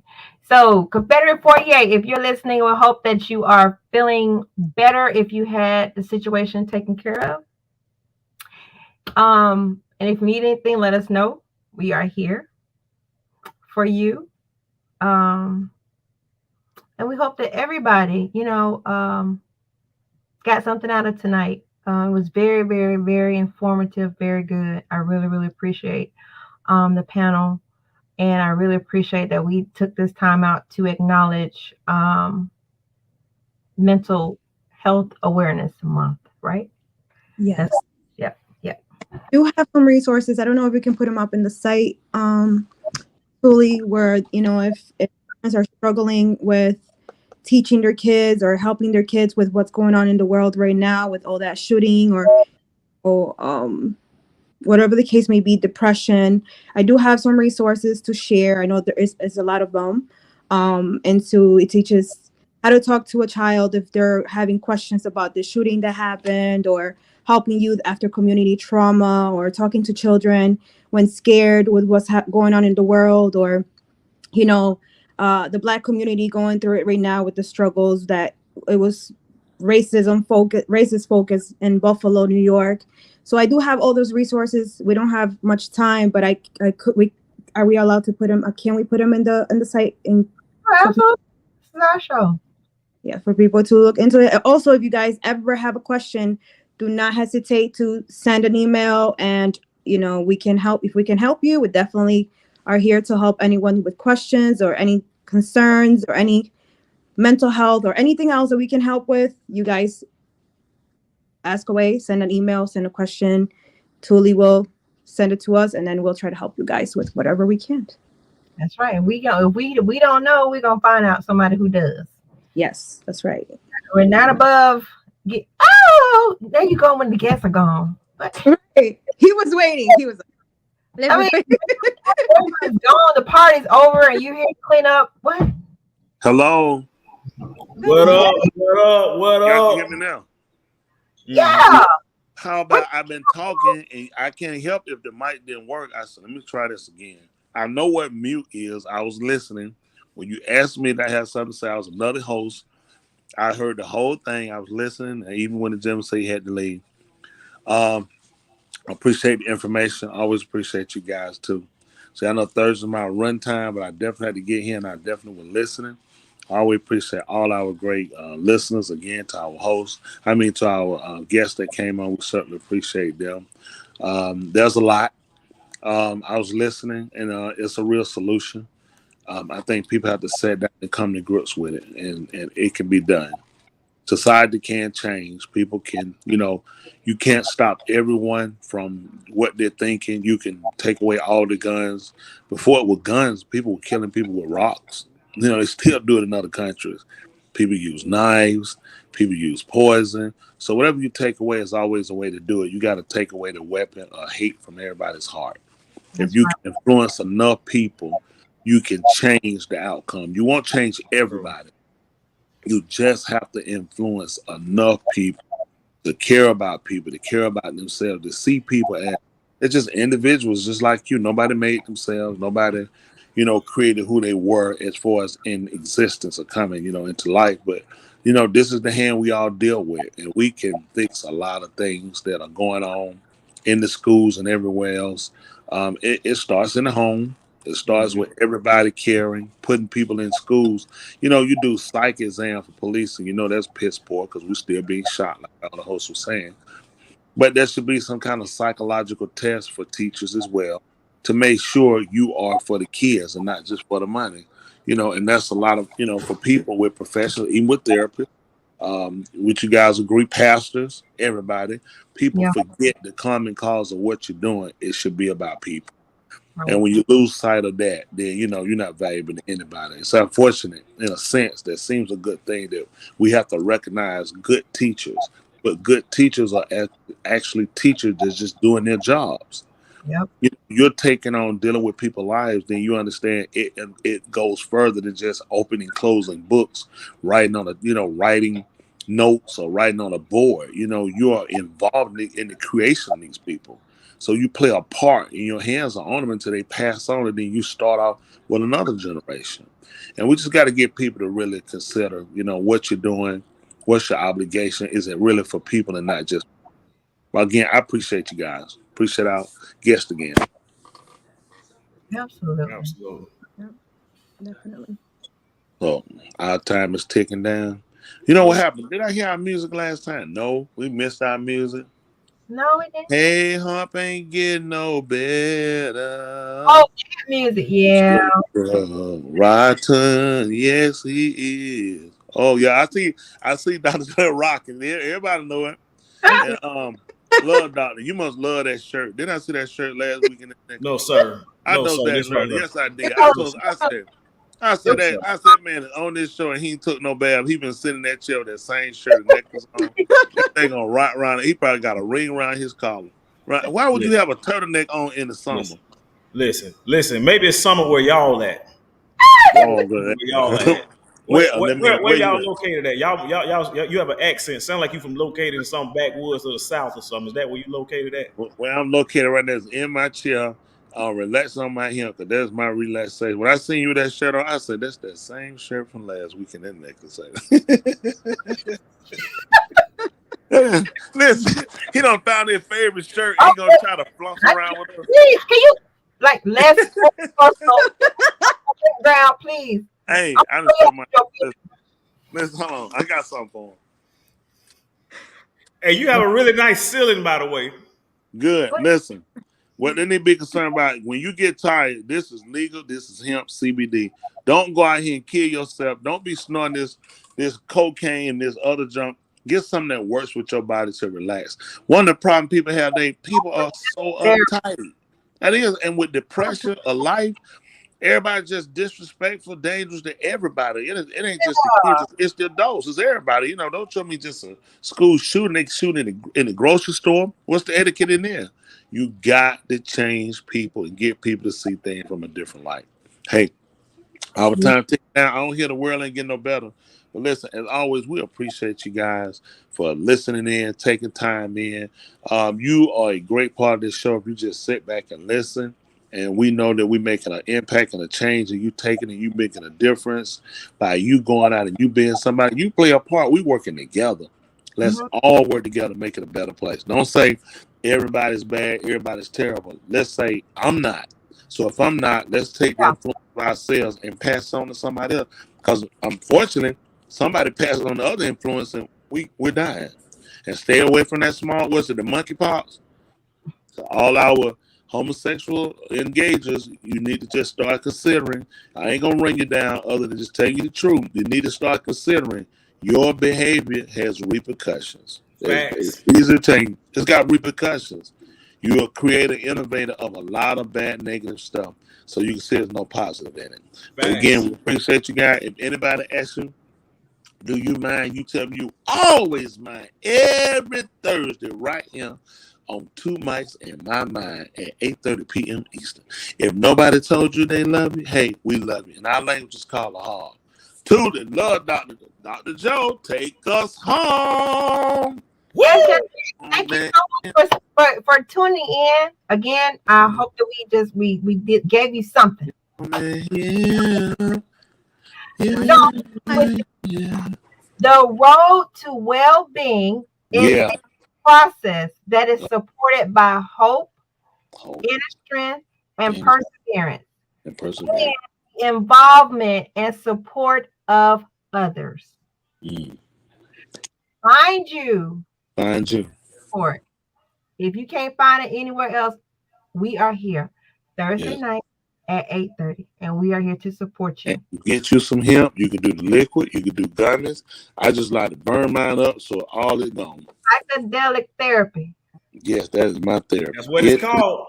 Learn something new. Relax and stop fighting. You want to fight when you do this. You just want to relax. Take it easy. Just chill.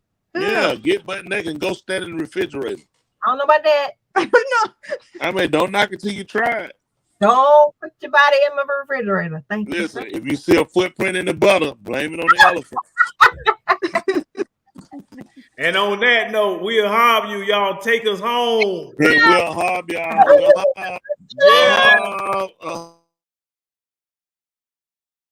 We're about to take it back. Ladies and gentlemen, here it is, the most listened to radio show on the planet. This station is now the ultimate power in the universe. Tony and Julie on the radio. Dr. Joe's therapy on the radio. The love doctor going live on the radio. Two mics and the mind on the radio. Radio, turned up on the radio. Radio, turned up on the radio. Radio, turned up on the radio. Radio, turned up on the radio. Two mics and the mind. Two mics and the mind. Two mics and the mind. Two mics and the mind.